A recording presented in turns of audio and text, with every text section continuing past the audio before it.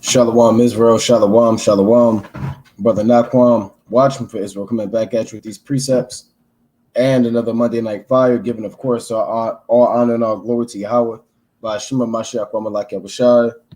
Double honor to the elect elders of the house of David that's been in this truth for decades and decades, patiently waiting for the second coming of Yahushai.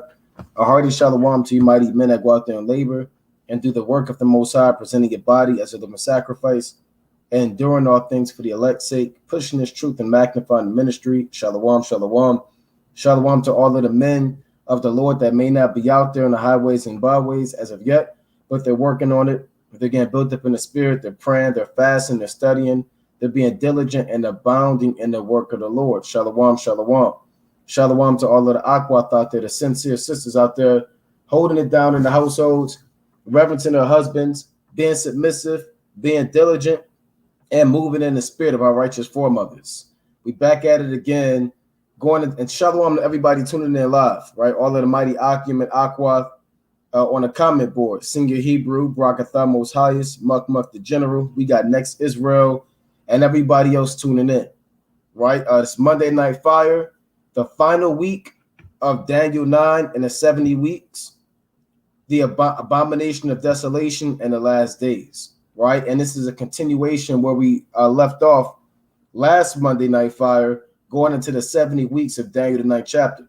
Right, and if you missed that previous lesson, and right now we're going into the last verse of that chapter, right, which will cover a good amount of time, usually the standard time that we do the Monday Night Fire, most are willing. But if you did miss that previous lesson, then you may have to go watch that. Otherwise, you'll be hopping in the middle of a breakdown without getting a proper understanding, right? So we covered the previous 69 weeks and the previous Monday Night Fire, but the one we have done prior to the one we're currently doing now.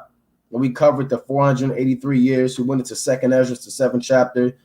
We went into the history, went into the siege of Jerusalem. We went into the different landmarks. We went into the time periods of Cyrus, Artaxerxes, Darius, and these different men who lived in the ancient times. And we're going to continue where we left off. For those, again, who have not watched the previous Monday Night Fire, just go back and watch that one. And you brothers who watched the previous one, we're going to continue where we left off in the book of Daniel, the 9th chapter. We're going to pick it right back up. We're going to read from 24 on down, but we're not going to break down 24 through 26. We're going to start with 27 and move through the spirit and power of Yahweh by Shem Yahushua. Right? So that's how it's going to go. So let's go to Daniel chapter 9. Right, let's go to the book of Daniel, the 9th chapter, and continue where we left off. Right, this is the book of Daniel, chapter 9 and verse 24. It reads, 70 weeks are determined upon thy people and upon thy holy city to finish the transgression and to make an end of sins and to make reconciliation for iniquity and to bring in everlasting righteousness and to seal up the vision and prophecy and to anoint the most holy. And we covered that, right? You have 70 weeks to accomplish 7 different things pertaining to our people, right? The so-called Blacks, Hispanics, and Native Americans and Israelites, and prophecy, and that pertains to our homeland, Jerusalem, right? Verse 25. Know therefore and understand that from the going forth of the commandment to restore and to build Jerusalem unto the Messiah the Prince, shall be 7 weeks and 62 weeks. The street shall be built again, and the wall, even in troublous times. And we covered that, right? That commandment, it initially started with Cyrus, but is ultimately fulfilled in Artaxerxes, right? During the time of Nehemiah in 444. Some scholars would say 445 BC, when Nehemiah went and built the wall in troublous times. And we went into the troublous times and the plotting of the heathen and the different accounts of them trying to hinder the building. And those are the troublous times, right? Verse 26. And there's like after 62 weeks, right? We know 62 weeks is 62 weeks, right? About 434 or odd so years. Shall Messiah be cut off, but not for himself. And the people of the prince, which are the Romans, that shall come, shall destroy the city and the sanctuary, and the end thereof shall be with a flood.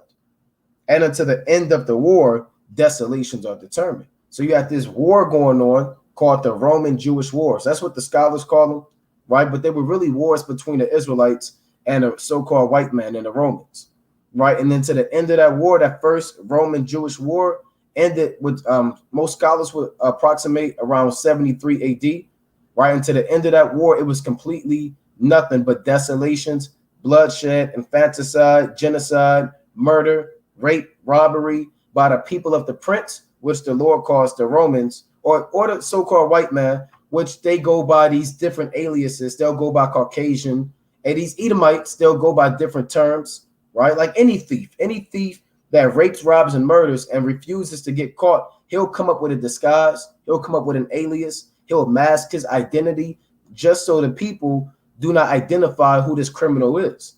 And that's why the Edomites have picked up these different names and stolen the different names of all of the ancient nations and current nations. Right? They have picked up these different terms like French, German, Spanish, Australian. They have become the Europeans, the Egyptians, the Jews. Why? Because they do not want the masses of people to understand that they're the ones who are in disguise, rape, robbery, and murder, and causing complete mayhem on the earth. Right? And this is being done by the people of the prince, which the Lord calls the Edomites. Shalom, King. Shalom, King.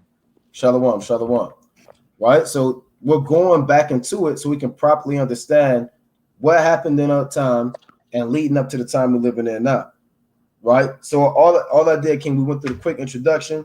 We're going to pick right back up. We're going to do Daniel 9 and 27. We're just going to go through the whole breakdown. All right, that's the plan. I know Yaradan said he running a little late.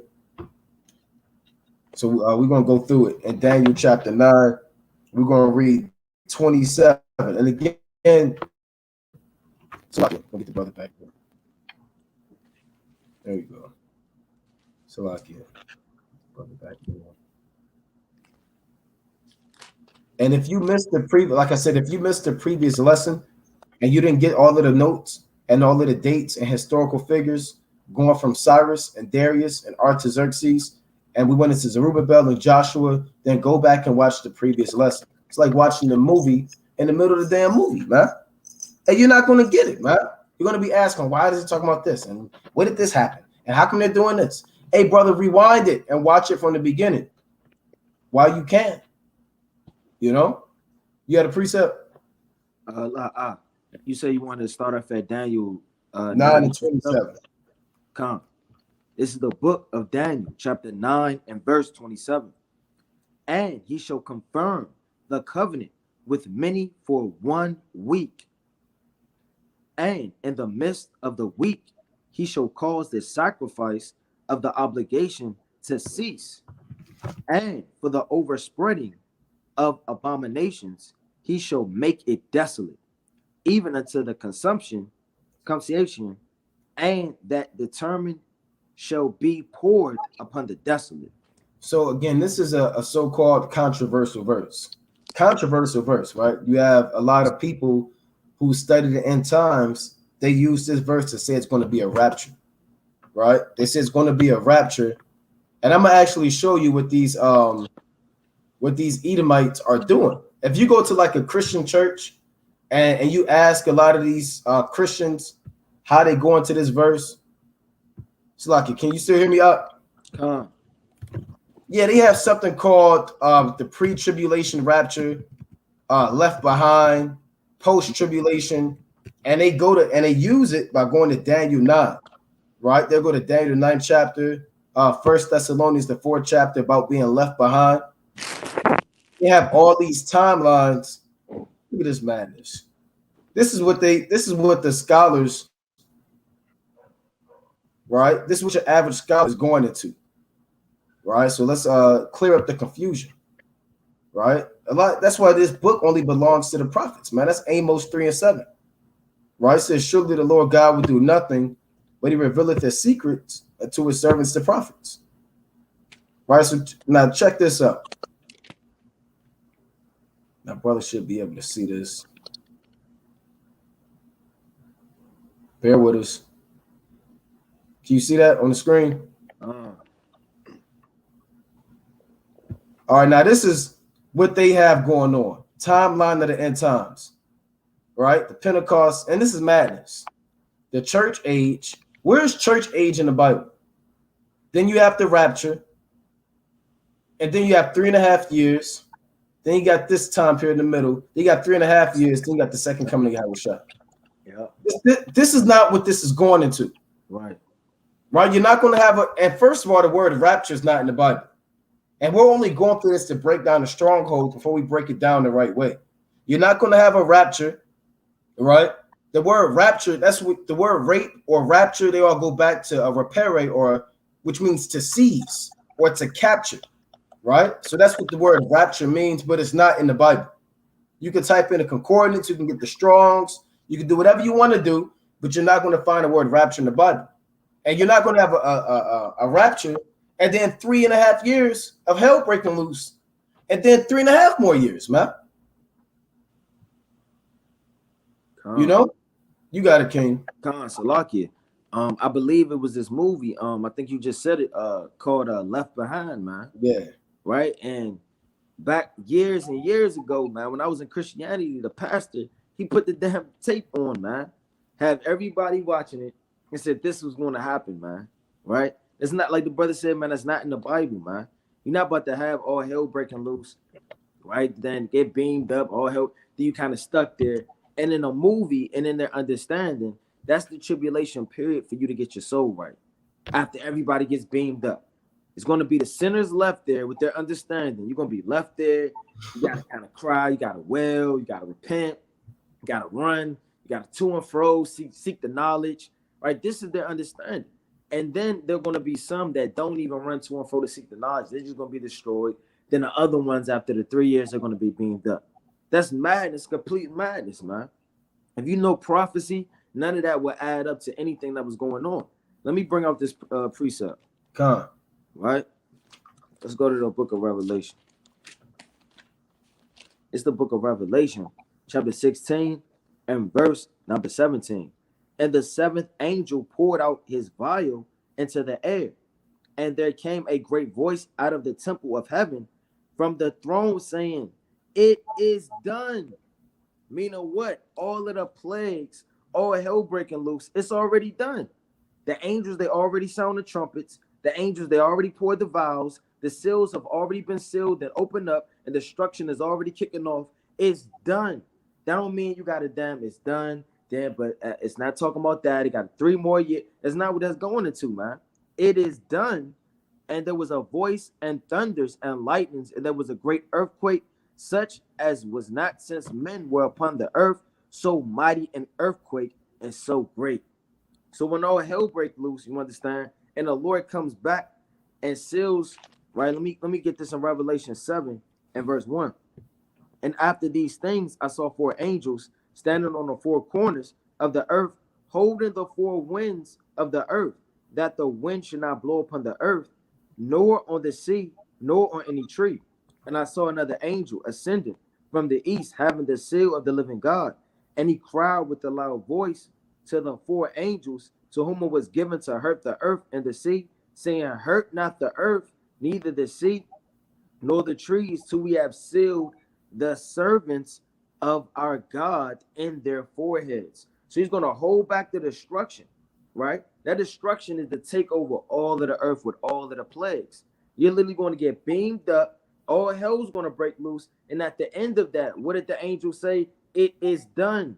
All of the plagues are done. So how can it be this 3-year tribulation period when the saints have already been beamed up and the destruction is completed? Yeah, and you got people saying, we dealt with a lady on a Sabbath teaching. She said we have to go into the wilderness before the destruction, so we can survive the destruction.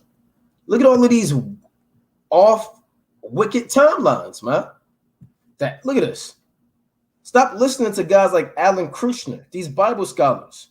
The first 3.5 years, and then the Antichrist revelation, and then the Antichrist Great Tribulation, then Jesus Christ revelation, then the resurrection rapture, right? Come on, you got to break it down the right way, man. Look at this. Escape the coming of the Antichrist, right? When the pre-tribulation rapture fails, and it will. And you got a lot of people believing this, man. When they go to Daniel 9:27, you go to 1 Thessalonians, the 4th chapter, they literally think this is going to happen, man. You know, this is a big deal. And Israel and amongst so-called eschatologists, which are biblical scholars that study the end of the world. You know, look at this: Donald and Tony. Donald's view and Tony's view. We're not dealing with this, man. Right. Right? Maybe Tony got it right, but Donald got the other half right. All right, you got it, King. Right? Like the brother said, how they showing is falseness. You know, it's not just one antichrist, man. But in the movies and the media, they paint it out to be that it's just one antichrist coming in the scene, right? He's going to come up with all of this.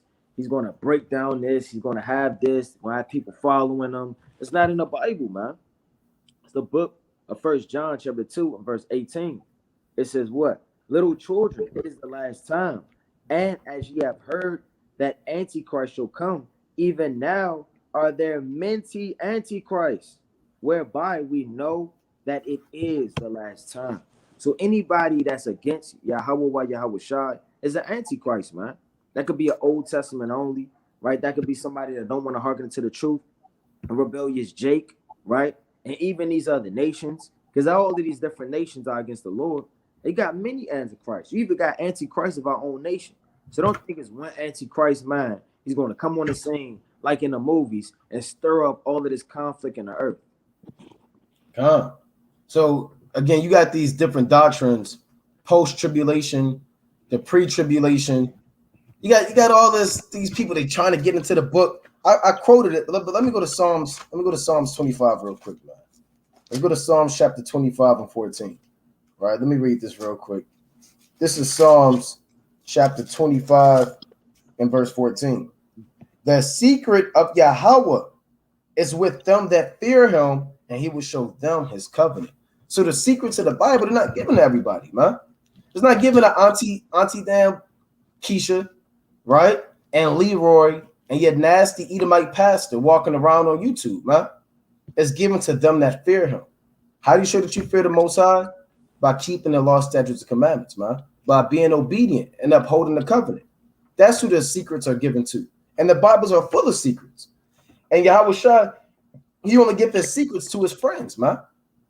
You know, you got strangers where the Lord said, I never knew you, right? And you got friends, the friends of the Lord, you know? Like Abraham was counted friend of the Lord. Or in Matthew the 20th chapter, Yahweh Shai called the laborers in the vineyard. He said, friend, I did thee no wrong. Is thy eye evil because I am good? So the brothers who out there on the highways and byways predominantly going into the scriptures, those are the friends of Yahweh Bashem Yahweh Shai. You got it, King. Right. It's the book of 2nd Ezra, chapter 12 and verse 36. And thou hast only been meet to know this secret of the highest.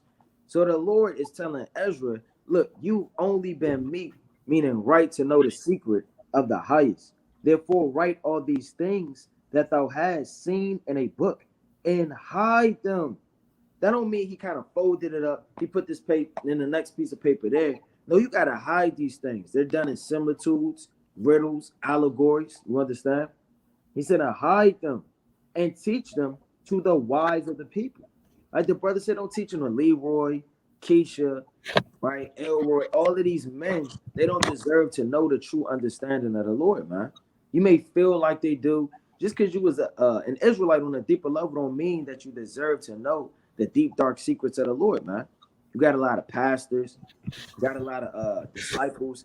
It's a brother that's an Israelite. When we teach, he about damn 4 feet away from us, damn near, man. With a false doctrine set up. He believe in the book of Enoch. He's drafting people into his doctrines. He doesn't deserve to know the meat and the secrets of the highest, man. So just because you're an Israelite, it kind of get deeper than that, man. You understand? It says, and teach them to the wise of the people, whose heart thou knowest may comprehend and keep these secrets. So these are secrets, man. So everything is not going to be, you're not going to tell your secret to a random person. You know what? You just came up on $200. You're not just going to go outside and just tell everybody, look, I just came up on $200. I was washing my clothes and I found it in the back pocket. No, you might get robbed. You tell only certain things to people you can trust. Now the Lord, like the brother was bringing out, we are friends of Yahweh Yahweh Shai. Therefore, the secrets are revealed to the servants, the prophets. And well, that's why the Lord said in Sirach 8 and 18, do no secret thing before a stranger. So why would the Lord say that's keeping the commandments, man? That's lawful for everybody not to get the mysteries. Because Sirach is part of the law, man. That's having discretion, you know? And the Lord said in Sirach, let me get this chapter 27, right? Let's go to Ecclesiastes chapter 27 and verse 9. The birds will resort unto their like, so will the truth return to them that practice in her. See that? And these meaning what? You're back on the earth again, receiving the truth, right? The birds are going to resort to their like, and the truth is going to return to those who were already in this thing from the ancient times. You're born, and the truth is going to come back to you and hit you in the face, man. Like the bird is always going to come back to his nest, the truth is always going to come back to those men who the Most High has ordained to go out there and do the work. You know, and there's always a due time for them brothers to come into this truth and understand those secrets. You got something else? Con, I got one more precept. Right, this is the book of Acts, chapter 9, right, in verse.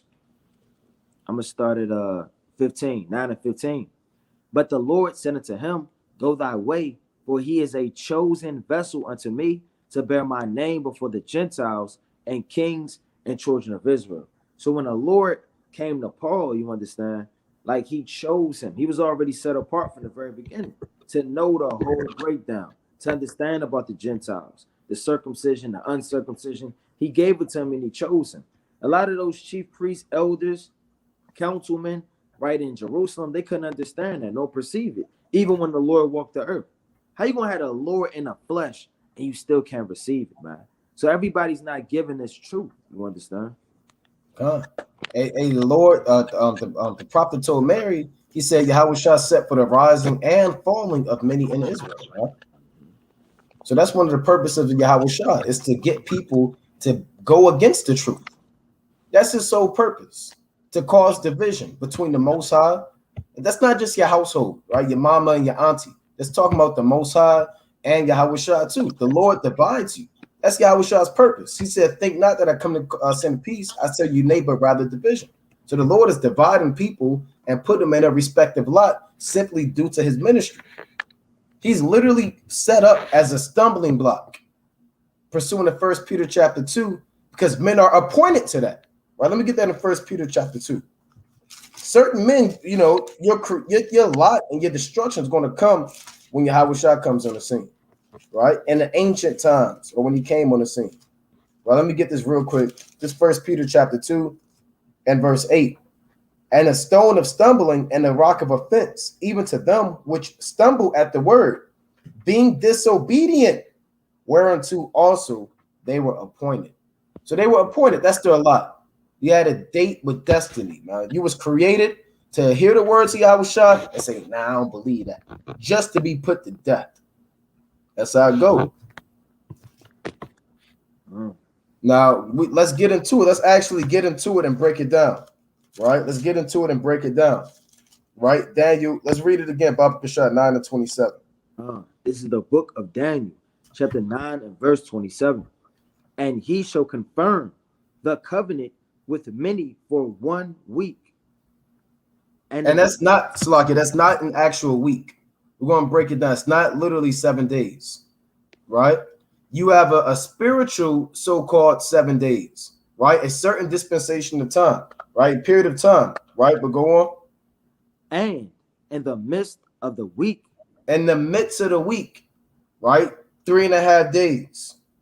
He shall cause the sacrifice and the obligation to cease. Yeah, that's the so-called white man. He's going to cause the sacrifices we do and the oblations we do to be shut down after 3.5 days. And for the overspreading of abominations, he shall make it desolate, even unto the consumption, and the determined shall be poured upon the desolate. So you have a covenant, for lack of better terms, is an agreement, right? A treaty, if you will, and a compact, right? Or a contract, right? So it's going into what? us being able to do the work, and then the work being ceased and shut down after 3.5 days. Right? You had a previous abomination of desolation we went into during the time of the Maccabees. Right? When you read Daniel 11th chapter, first Maccabees the first chapter, second Maccabees the sixth chapter, and the fourth chapter, we'll go into that. But this is going into that same spirit happening all over again. Right? You have the 7 days, and then you have the midst of the week, and after that, the sacrifice and the oblation is going to cease. Now, let me get this precept real quick. Right? Let me get this real quick in the book of Revelation. And that's why it's important to know the 3.5 days and know how to deal with that, because the scholars, they're trying to say you have 3.5 days of pre-tribulation, then you have this, and then you got 7 years of this. But we have to actually break it down. Now, I want to go into the book of Revelation. I want to go into the 13th chapter. Right? I want to go to Revelation chapter 13 and verse 5. Right? Let's go to Revelation chapter 13 and 5. It reads, I got you. Okay, it's the book of Revelation chapter 13 and verse 5. And there was given unto him a mouth speaking great things and blasphemies, and power was given unto him to continue 42 months. Now, the helm is the so-called white man. The beast, which is really the ancient Roman Empire, but it's the revised Roman Empire. He was given a mouth to speak great things and blasphemies, such as what? He's the Most High. He's Yahushua. Everybody in the Bible are so-called white people. You can do whatever you want to do. You don't have to keep the laws and commandments anymore. You can do as thou wilt. These are the great things and blasphemies. And power was given unto him, meaning the Most High set him up to continue 42 months. Right? 42 months. Right? Now, this 42 months, we'll go into it. It's the same thing as the 3.5 days. It's also the same thing as 1,260 days. Right? It's all the same thing. So power is given to him to continue 42 months. Right? We can go on. And he opened his mouth in blasphemy against Yahweh, to blaspheme his name and his tabernacle and them that dwell in heaven. So the so-called white man was given us a period of time to rule the earth and have sovereignty, but to do all things that are blasphemous and contrary to the law, statutes, and commandments.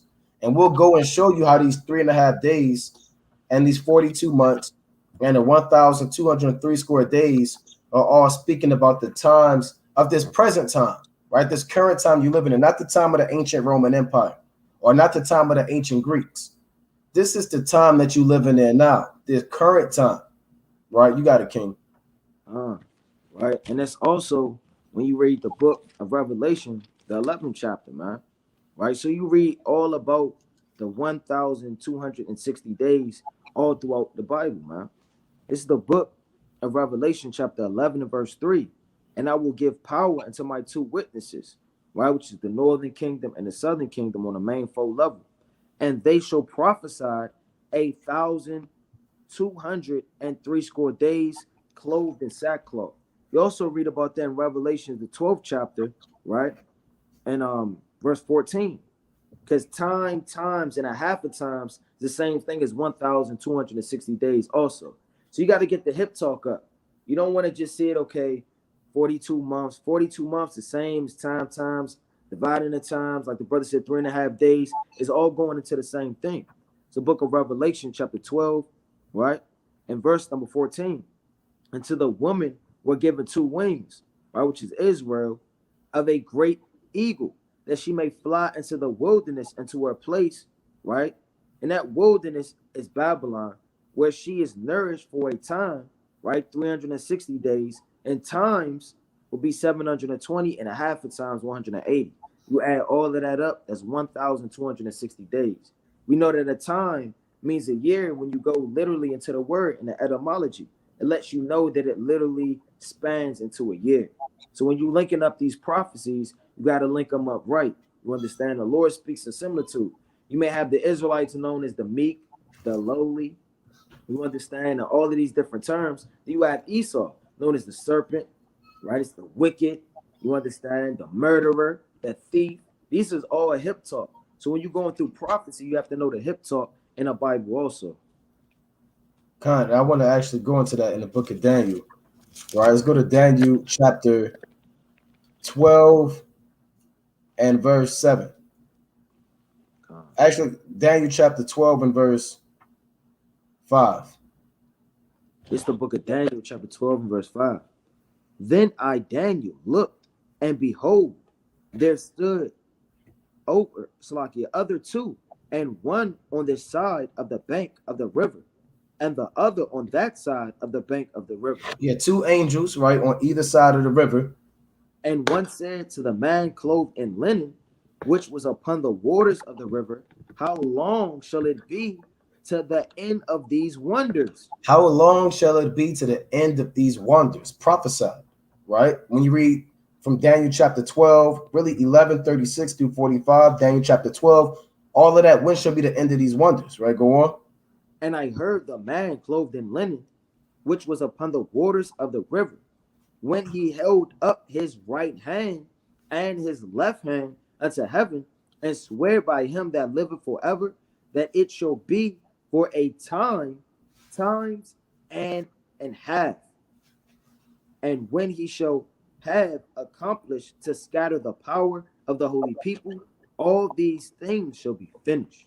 See that? And when he shall have accomplished to scatter the power of the holy people, all these things shall be finished. So we're here for a time and a half a time, right? That's your 3.5 days. That's the midst of the week. After the midst of the week, all of the sacrifices and the oblation and what we do in this truth, which are those sacrifices and oblation, is all going to cease. But I don't want to sit there and not explain how we know what time is a year. The brother went into it, and we're going to actually explain it to you so you can know how to go into it and break it down on your own.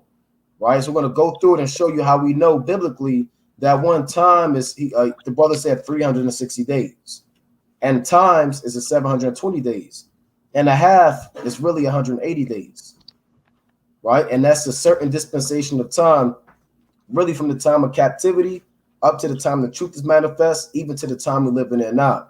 This is the time where we're doing the sacrifices, we're doing the oblations, we're performing all these works as priests in the temple. And due time, it will be shut down, right? And let's go to that, right? And we break it down often, but we're gonna deal with it again, right?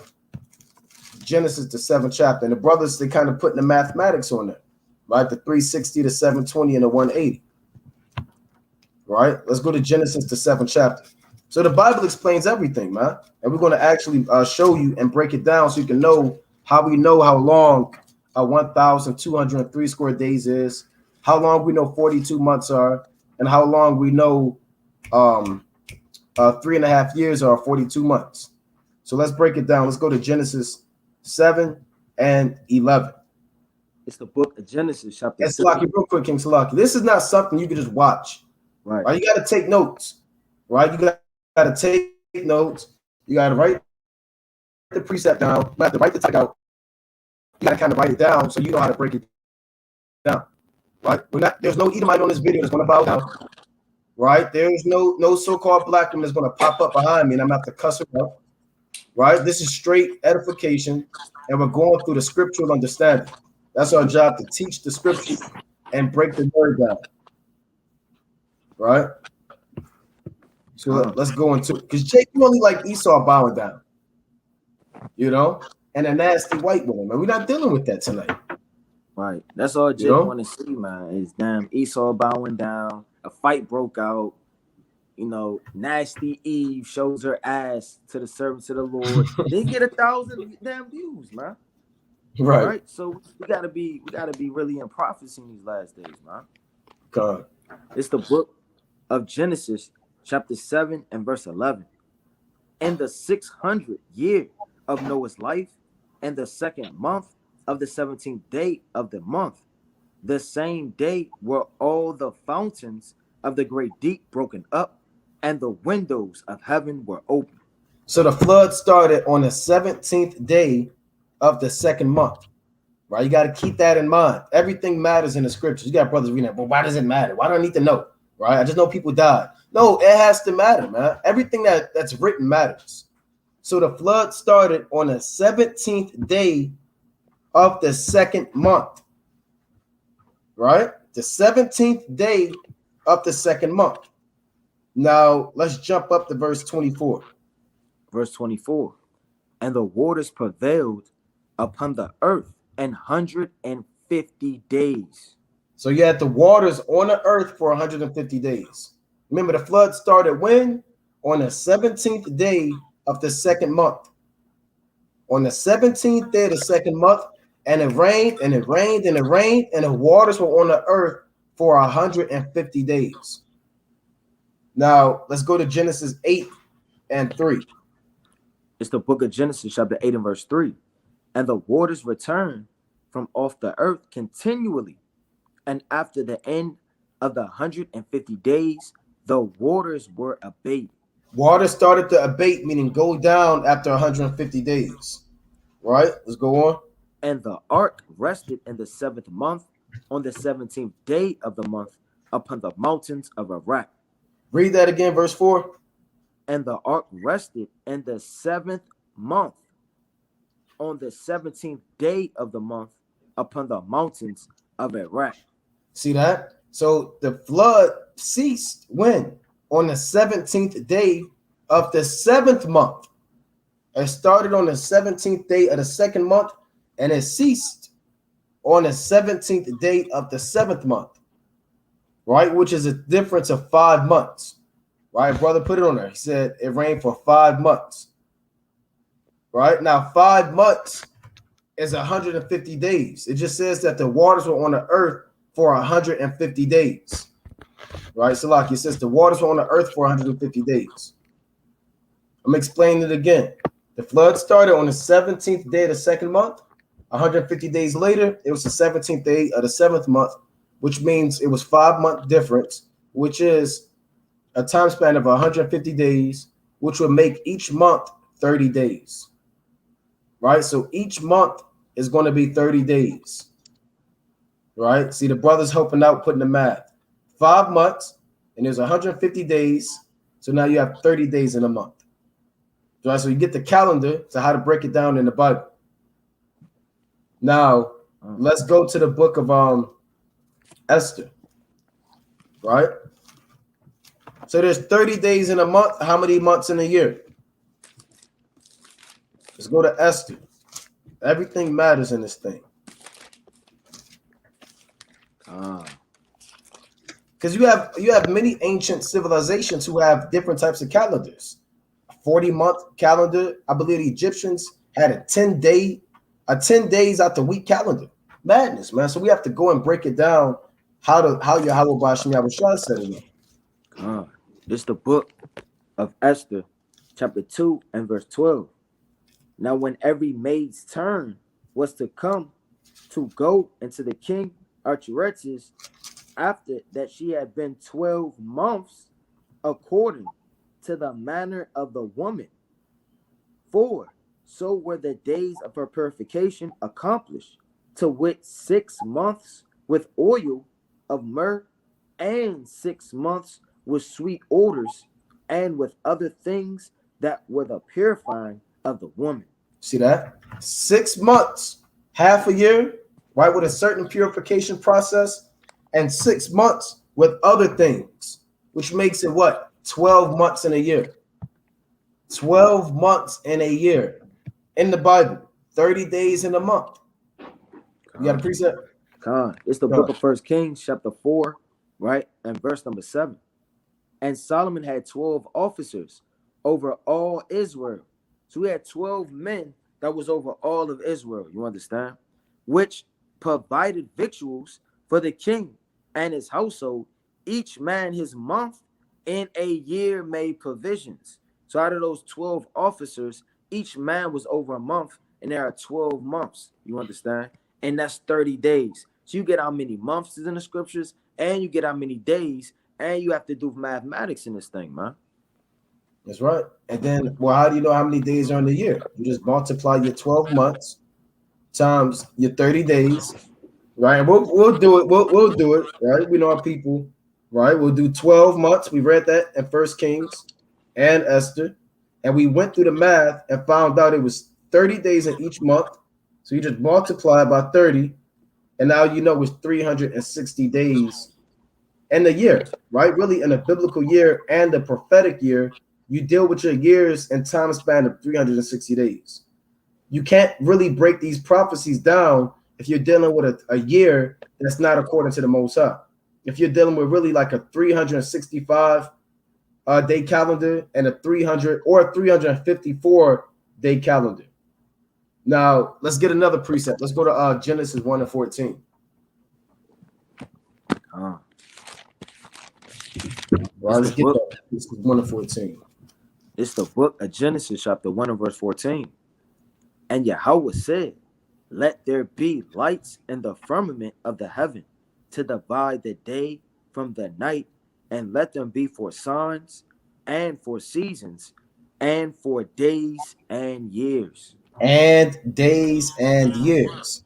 So if you do a calendar strictly based off of the sun, it'll be like living in America, right? Where they have 365.25 days, right? And it's 0.25 because every 4 years Esau give you a leap year, right? So they have 365.25 days. That's based off of strictly the sun. Now you have a lunar calendar, right, which is around 354.11 days, right? This is your lunar calendar, around 354.11. So if you want to know how long a year is, all you need is the sun and the moon, right? You can go through the precepts, but also through observation. It'll take a long time to figure it out, but you have 354.11, which is the moon, plus 365.25, which is the sun, right? So you have 365.25 plus 354.11. You get 719, right? And then you divide it by 2 to average it out. How many days in a year? 360, right? You round it up 360. So use the sun and the moon to determine how many days are in a year, right? Approximately 360 days based off of the sun and based off of the moon, So you can go through the precepts and you just go through it and you'll see why the brother said a time is 360 days, because that's how long a year is according to the Most High. Now let's go to Daniel, the 4th chapter. Right? Let's go to Daniel chapter 4, and I believe that's 30. The Lord says, 7 times shall pass over thee. Right? Daniel chapter 4 and 30.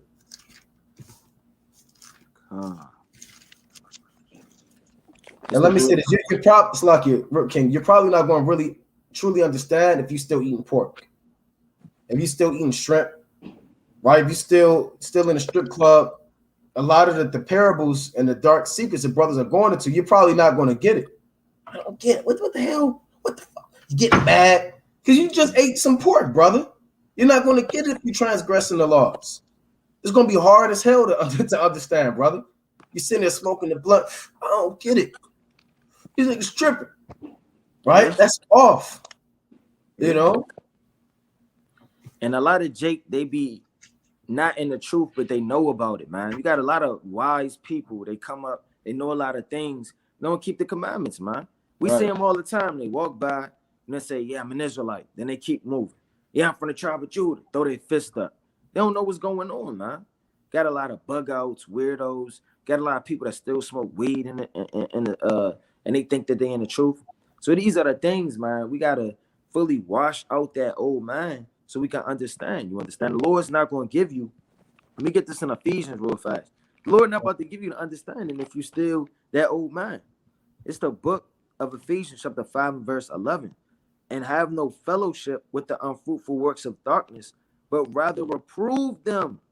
So that you can't have no type of fellowship with anything that's not of the light. You understand? Because if it's not of the light, it's not of the Lord. And the Lord not dealing with that, man. You understand? So I could bring out Daniel chapter 4 and verse 30. It's the book of Daniel chapter 4 and verse 30.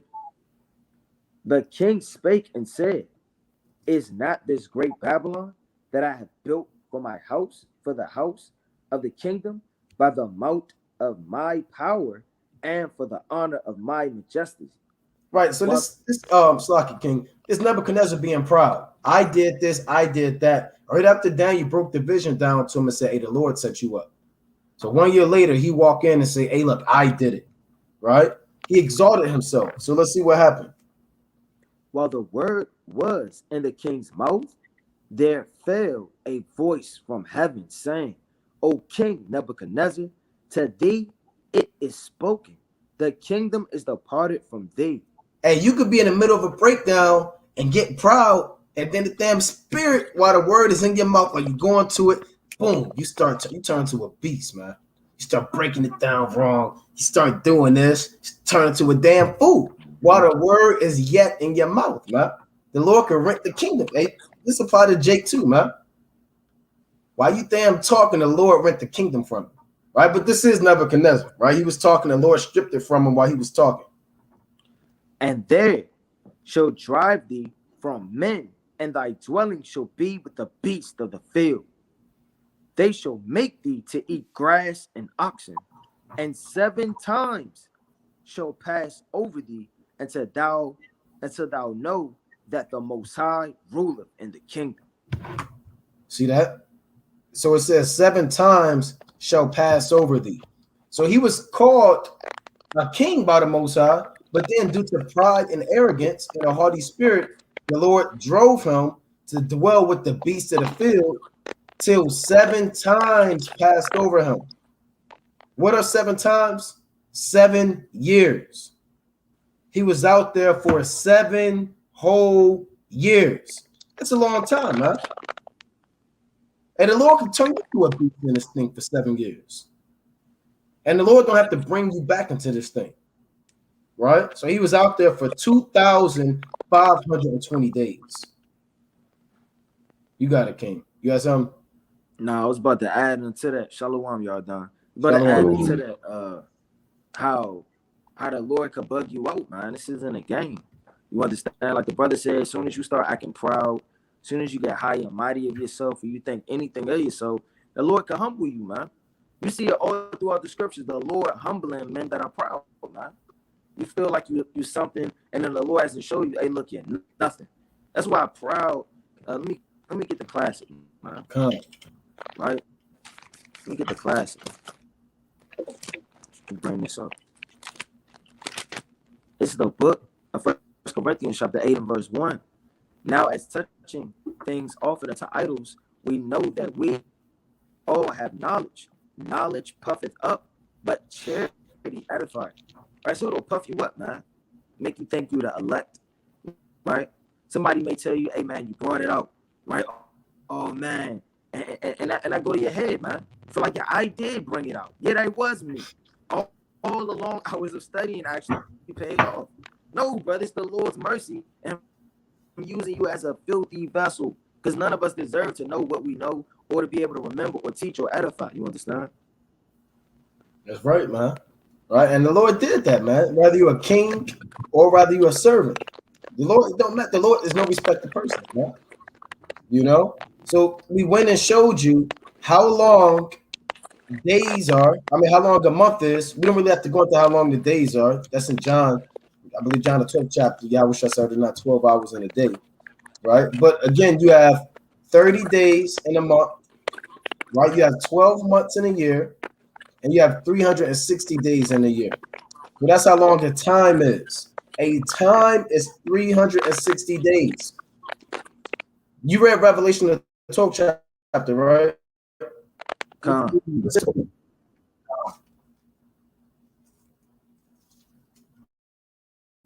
read yeah, you kind of chopped you on your end, King. Yeah, I don't know if I'm a mute. You talk. Yaradan, can you read Baba Kasha? I got it. Right, this is Revelation chapter 12 and 6. And the woman fled into the wilderness. She had the place prepared of God, that they should feed her there 1,200 square days. So we're in that place, right? Being nourished from the face of the serpent for 1,203 square days. So 1,203 square days is 1,260 days. And we read in Revelation 13 is the same as 42 months. Right? It's the exact same thing. Literally 1,260 days. Right? It's like it's 42 months. Right? You take 1,260, you divide it by 12. It's like 1,260 divided by divided by 30. And you get 42. It's plain. 42 months. Right? 42 times 30, 1,260. Why? Because it's 1,260 days. It's the same thing as in 3.5 years. Right? Or 3.5 days, paraphrase. What he says, it's like it. Can you hear me?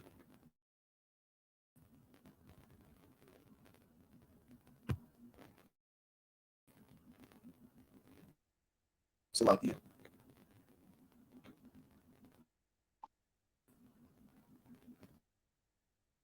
Bear with us. Right? Bear with us 1 second. Can brother see and hear us? You said what? Right? So like it. Let me see if brothers can see and or hear us. Right? It's buffering.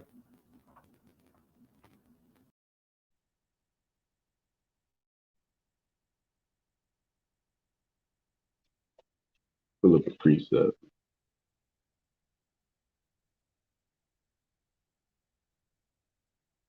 I don't know where the brother left off, but I'm gonna pull up the right.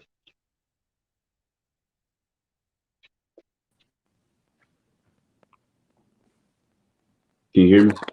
Con. What was the last thing y'all was you had a precept? Oh, you can Salakia Israel technical difficulties. All right, can brothers hear me? Gone. Con. All right, see that? Cometh immediately, man. Right? Like we were saying, man, 1,203 square days is keeping it short and simple. It's 42 months, which is the same as your 3.5 years or your 3.5 days. Right? That's the same. Now, let's go to the book of John, the 2nd chapter. Right, let's go to John chapter 2 and 19. It's still going in and out a little. I am. Gone. All right. Let's go to John 10 and 19. 2 and 19.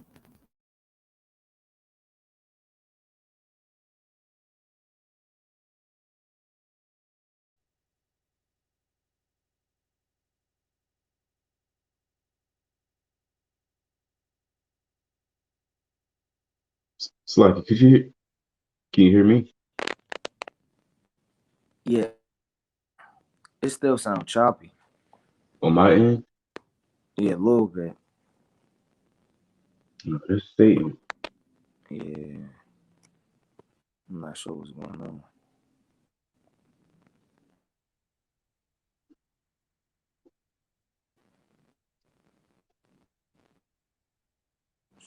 Stop. Can you hear me?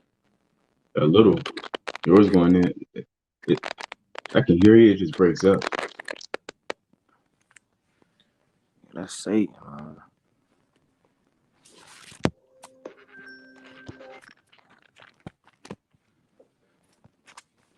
I'm about to go to it.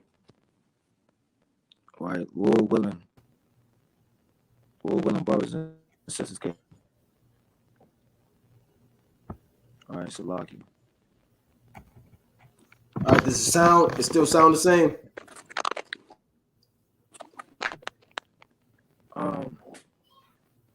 Yeah. It kind of did that when Jordan came on.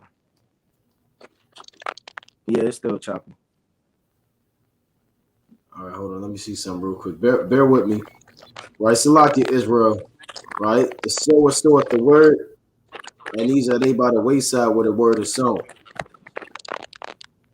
Right, bear with me. When they have heard, Satan cometh immediately. All right, so bear with us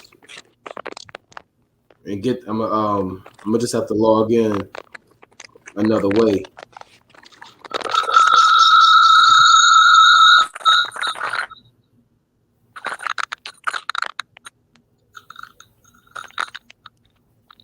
Y'all ready for us?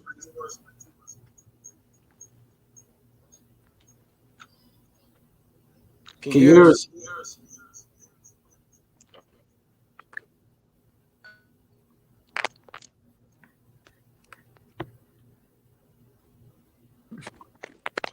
So lucky. Bear with us. Come.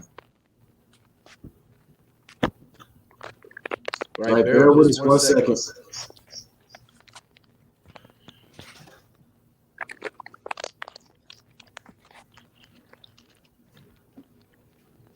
All right.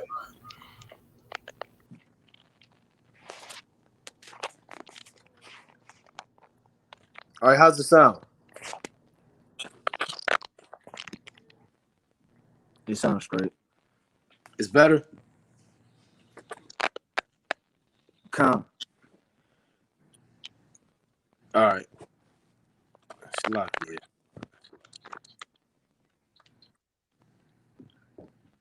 All right, I had to switch it up a little bit, and that's going to have. See, I had a lot of stuff I want to go into and show on the screen, but that's all right. I'm sure one of y'all could probably do it from y'all end. And somebody got static in the background too. That might have been. All right, so let's finish where we left off, man. Satan came immediately, man. Let's read that. What do we call John 2:19, Baba Kasha. Right the water that. 1 John. No, St. John. St. John chapter 2, verse 19. Yahushua answered and said unto them, destroy this temple, and in 3 days I will raise it up. Read that again, Baba Kasha.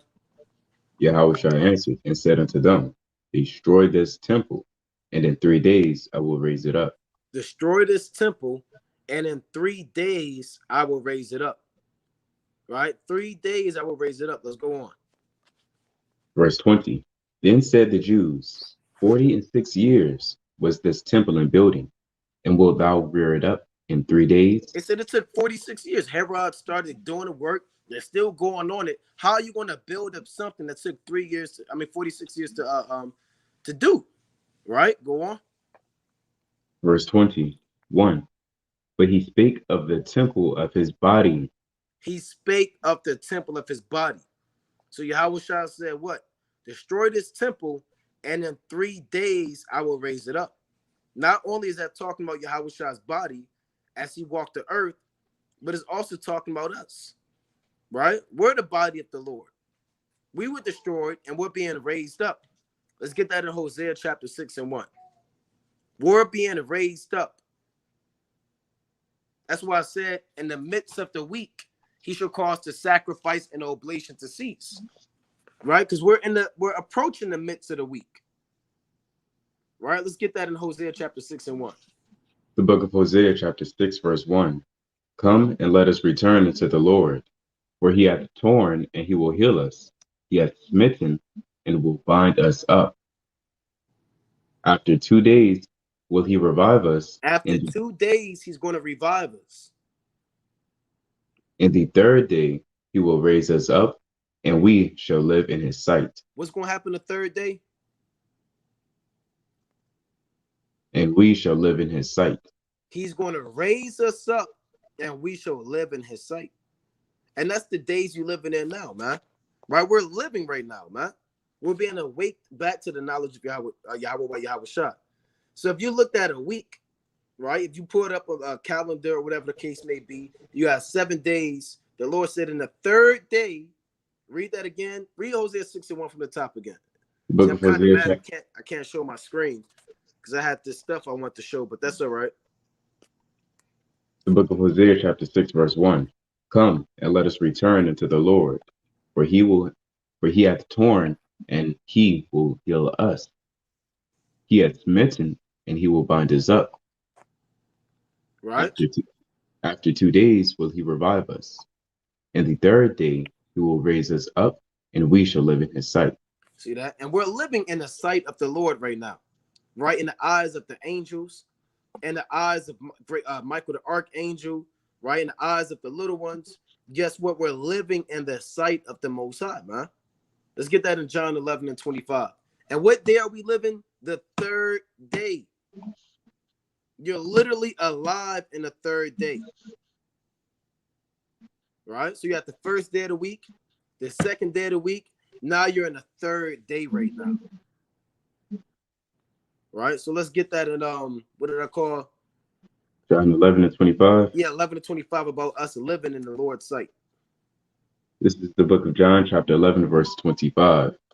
Yahushua said unto her, I am the resurrection and the life.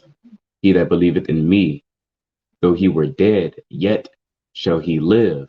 Yet shall he live. So we're alive right now, man. Right? We're in this truth. We believe in the Most High. We're keeping the commandments. We're rehearsing the righteous acts. We're praying. We're fasting. We're getting the households in order. We're teaching our people. That's sure signs of life and a so-called Black, Hispanic, and Native American man. Right? After 2 days, he will revive us. The Lord had that oil issuing out in Revelation 11 chapter. Right? He had the oil issuing out. And then the third day, we're being made alive. And as we approach the 3.5 days or the midst of the week, that's when they're going to cause the sacrifice and oblation to cease.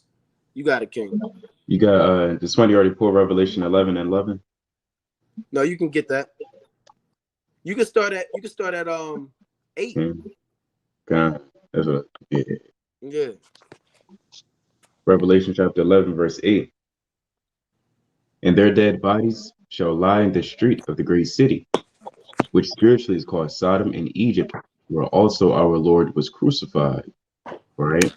And now let's break it down through the spirit. You got the dead bodies of Israel, not knowing who they are, right? Dead to the law, statutes, commandments, right? Lying in this great city that we call Babylon the Great, right? Or America, which is spiritually called Sodom and Egypt, because it moves after the ways and fashions of ancient Sodom and ancient Egypt, where also our Lord was crucified, right? They took the image of our Lord and put a so-called white man in his place. Right? You got iconoclasm, where they destroyed the images of the saints, and then they made white man the saints of the Lord, which is false. Huh. So we can read on in Revelation 11. Verse 9, and they of the people and kindreds and tongues and nations shall see their dead bodies 3 days and then have, Right? and shall not suffer their dead bodies to be put in graves. Yeah, meaning the nations see us in the lowest state. Right? They see us strung out on crack, on heroin, killing each other, not knowing who we are, looking for knowledge, asking all of the questions, but never getting the answers. They see us dead, but they don't put us in a grave. Meaning what? They don't give us the truth. They don't allow our dead bodies to be at rest. And if a dead body isn't in the grave, hey, guess what, man? It can be torn up by the elements, by wild beasts, fowls of the air, destroyed by creeping things. So you have to take that body and put it in the grave to make it rest, man. And that's what the other nations refuse to do to our people. They refuse to put us in a grave. And that's spiritual. It's not literal. They refuse to spiritually give us a place of rest. We'd rather be torn up by these other creatures, man. All right, we can go on.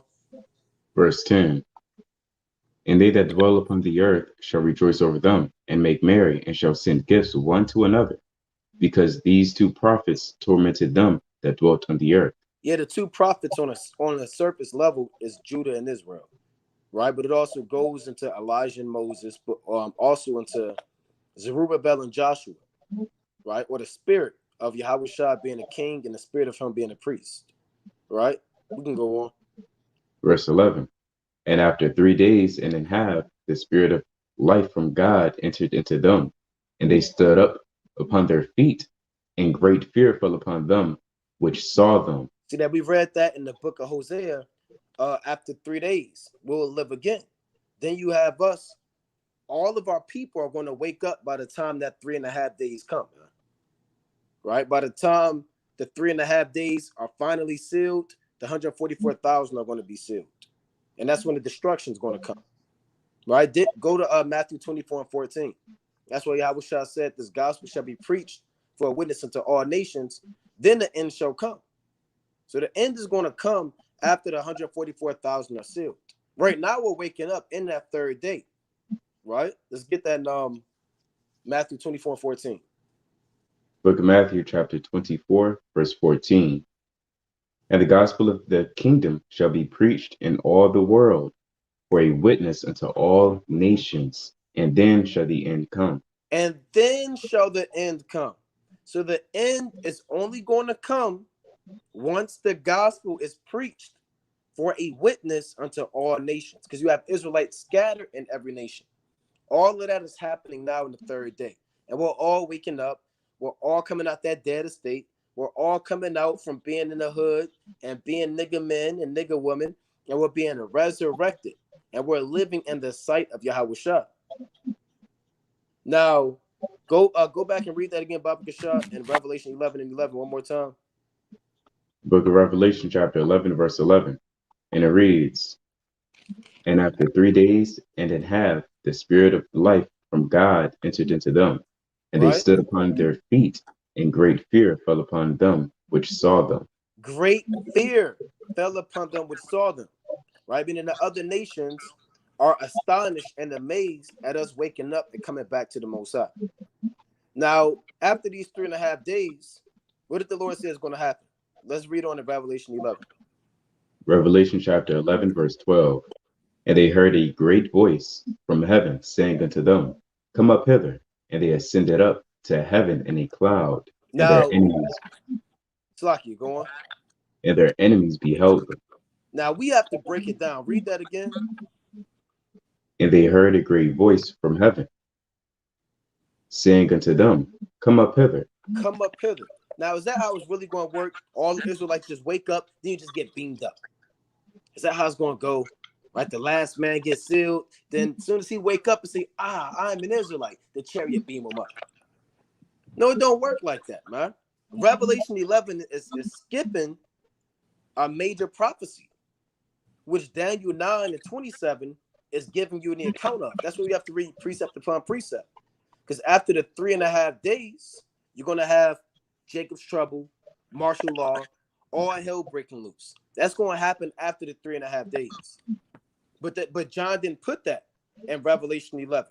Everything's not given to every prophet the same way. Ezra saw certain things that Moses didn't see.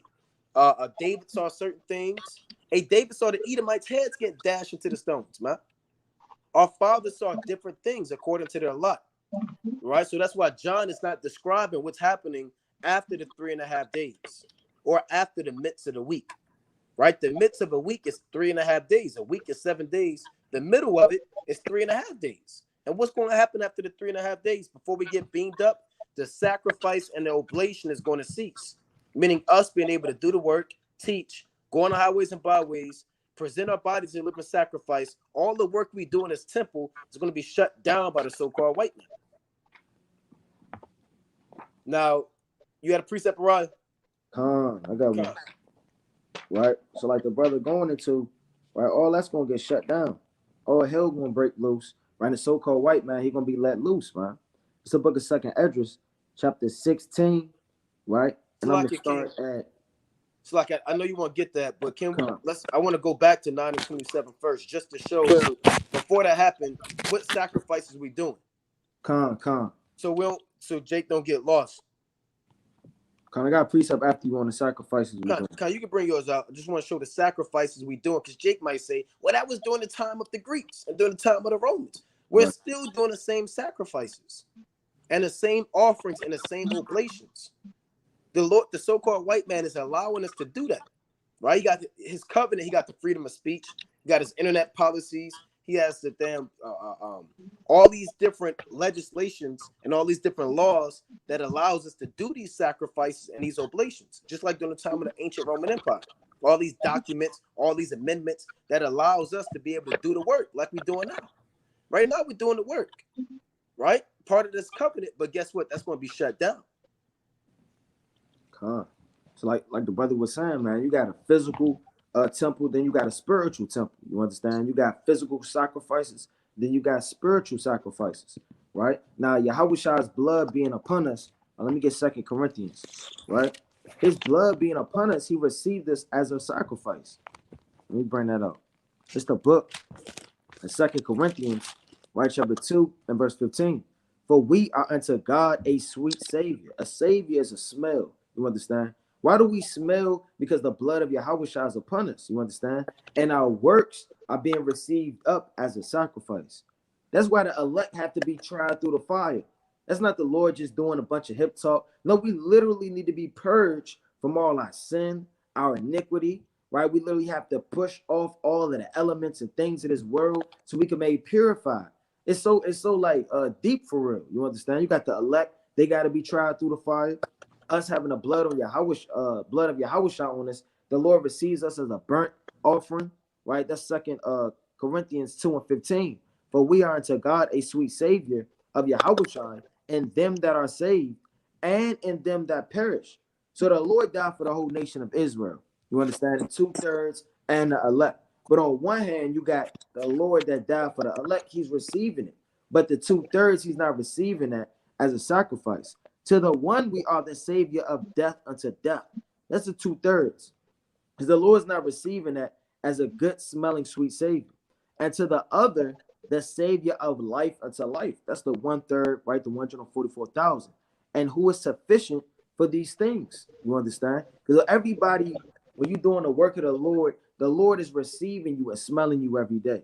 Now you could be in sin, iniquity, smoking weed, backbiting, right? Envy, wrath, all of those things. The Lord's not going to receive that smell because the blood of Yahweh shines on you. But if you're doing the work, you understand, in the temple, right, which is the nation coming together under Yahweh Shai, the Lord's going to receive that. You putting your brick in, right? You teaching, you studying, you praying, you fasting, you giving to the poor, right? You the meek, you the lowly. You doing everything you could do in the temple, you understand? And the Lord's going to receive that as a burnt offering, right? This is Sirach, chapter 35, verse 1. He that keepeth the law bringeth offerings enough, and he that taketh heed to the commandment, offering a peace offering. So you offer up peace offerings every single day on a spiritual level, man.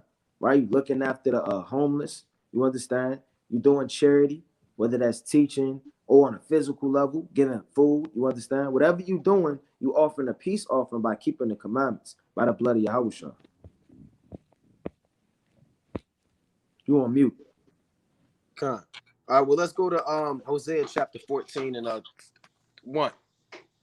Right? So like the brother said, first, so like let's go to 1 Peter chapter 2 and verse 3. All right, let's get that first. Why? Because 1 Peter chapter 2, verse 3. And it reads,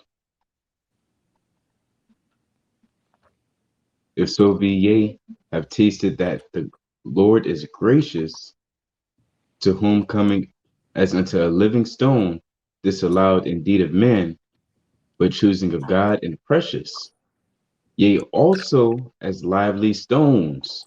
Right? Yahweh shot. go on. Oh, he's about to say something? All right. I was going to say Yahweh shot is that chief cornerstone, right? And we're the lively stones, right? Lord willing. Lord willing, we those lively stones that fit properly together, all right, are built up a spiritual house and holy priesthood to offer up spiritual sacrifices. It's just like a sacrifice, acceptable to God by Yahweh Shah Hamashiach. I want to get one precept real quick. Slacky, I want to break that down.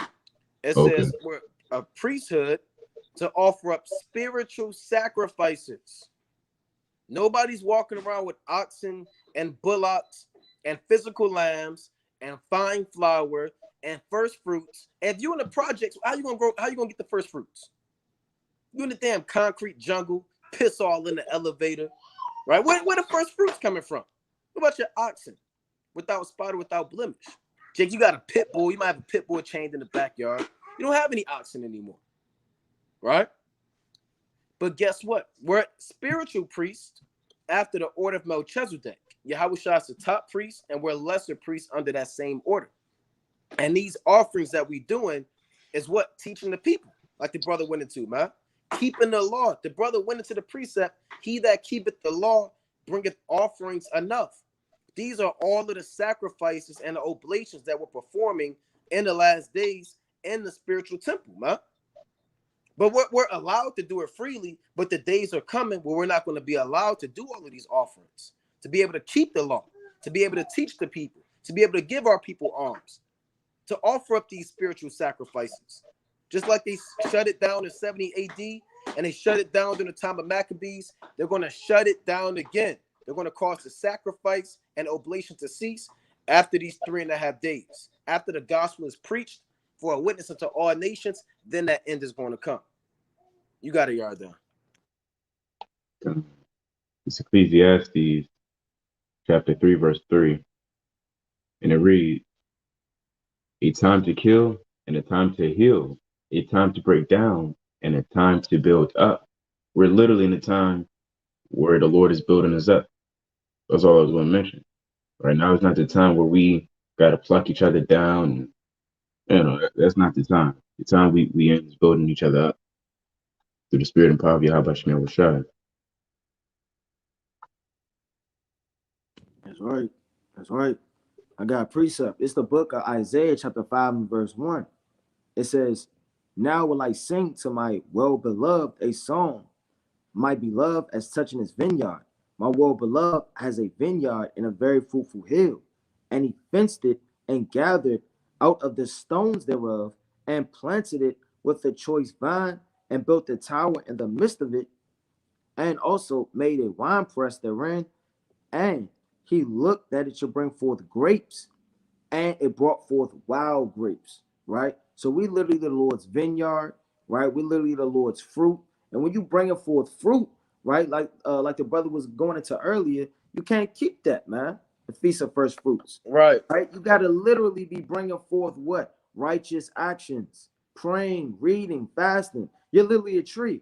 So you're going to either bring forth fruit or you're going to bring forth thorns and thistles. Now, we the Lord's vineyard, we either going to do one or two things. Get watered through the knowledge, you understand, which is the rain that droppeth down, right? It's the morning dew, which we literally cleave unto and grow, you understand, on the true vine, which is Yahushua, or we get scorched through the sun, which is philosophies, doctrines, temptation, turmoil, perilous times. All of these things literally break us down. Let me go to the book of Hosea chapter 9. Got a precept after you. Come. It's the book, right, of Hosea chapter 9 verse 10. I found Israel like grapes in the wilderness. I saw your fathers as the first ripe in the fig tree. So our fathers were the first ripe, you understand, the men before us. They were ripe, right? Meaning they came to the knowledge of truth. They were on fire. They grew upon the vine, you understand? They was acceptable before the Lord. Now you have a lot of grapes.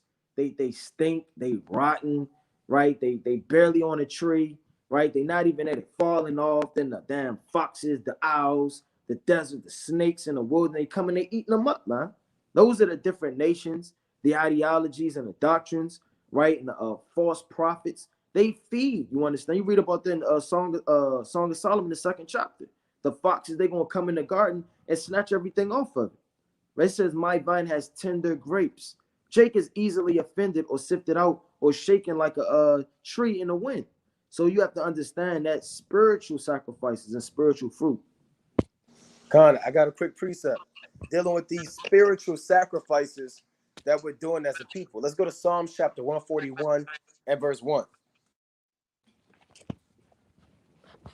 So like the brothers going into, these are, and just like in the ancient world, man, you have burnt offerings, you had peace offerings, you had sin offerings, you had grain offerings, you had meat offerings, you had all these different types of offerings that they did, man.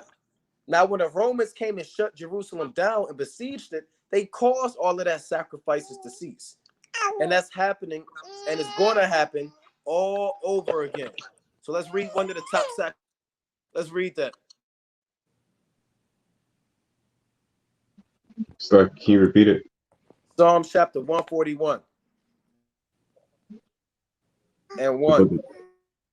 the book of Psalms, chapter 141, verse 1. Lord, I cry unto thee, make haste unto me. Give ear unto my voice when I cry unto thee. Let my prayer be set forth before thee as an incense, and the lifting up of my hands as the evening sacrifice. You on mute, King. Oh, read verse 2 again, through water. One more time. Listen to this type of sacrifice, man. And this is what they're doing now. Right now, they're saying you can't even pray for other pestilence. And that's going to lead to you can't even pray to the Most High eventually, man. Like in the book of Daniel, he that make any petition, save to Nebuchadnezzar only, shall be thrown in the lion's den, man. You got it, King. Real quick little example. I seen someone on Instagram where Moab over there is saying, look, if we catch you with any Bible app, you kind of getting punished. Yeah. And on top of that, in Afghanistan, they're killing anybody with the Bible app too. Afghanistan, the Moabites are doing it.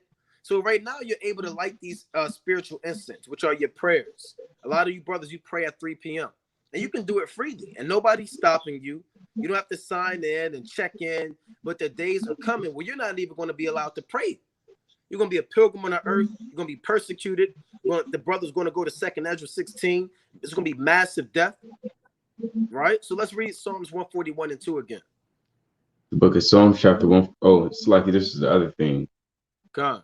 Chinese authorities paying citizens to spy on neighbors and report illegal Christian activities. And all of this is going to escalate and get further down the rabbit hole to the point where if they see you with fringes, they might stone them. If they see you with fringes and you praying in public, right, we throwing up the curses, they'll say, hey, you can make a citizen's arrest. Yep. And they'll put a bounty out on you. It might lead to a bounty. They might have like this app where they say these are your next, these are your top criminals. Right? This guy's wanted for $2,000, dead or alive. Right? And they might give you background, what you go by, your alias. It might tell you a description. And these days are coming, man. Because the sacrifices we doing are the most important occupation on earth. A lot of brothers, you bigging up these surgeons, these doctors and lawyers. Oh, they split the Siamese twins open. Oh, he finally got that man off of the murder, off of death row. Oh, these guys. Hey, we're not dealing with that, man. The top occupation in the world is being a priest performing these sacrifices. And we got to do it every day. Every day we're offering up the sacrifices. And it's a sweet savor to the Most High. And these heathen don't like it, man.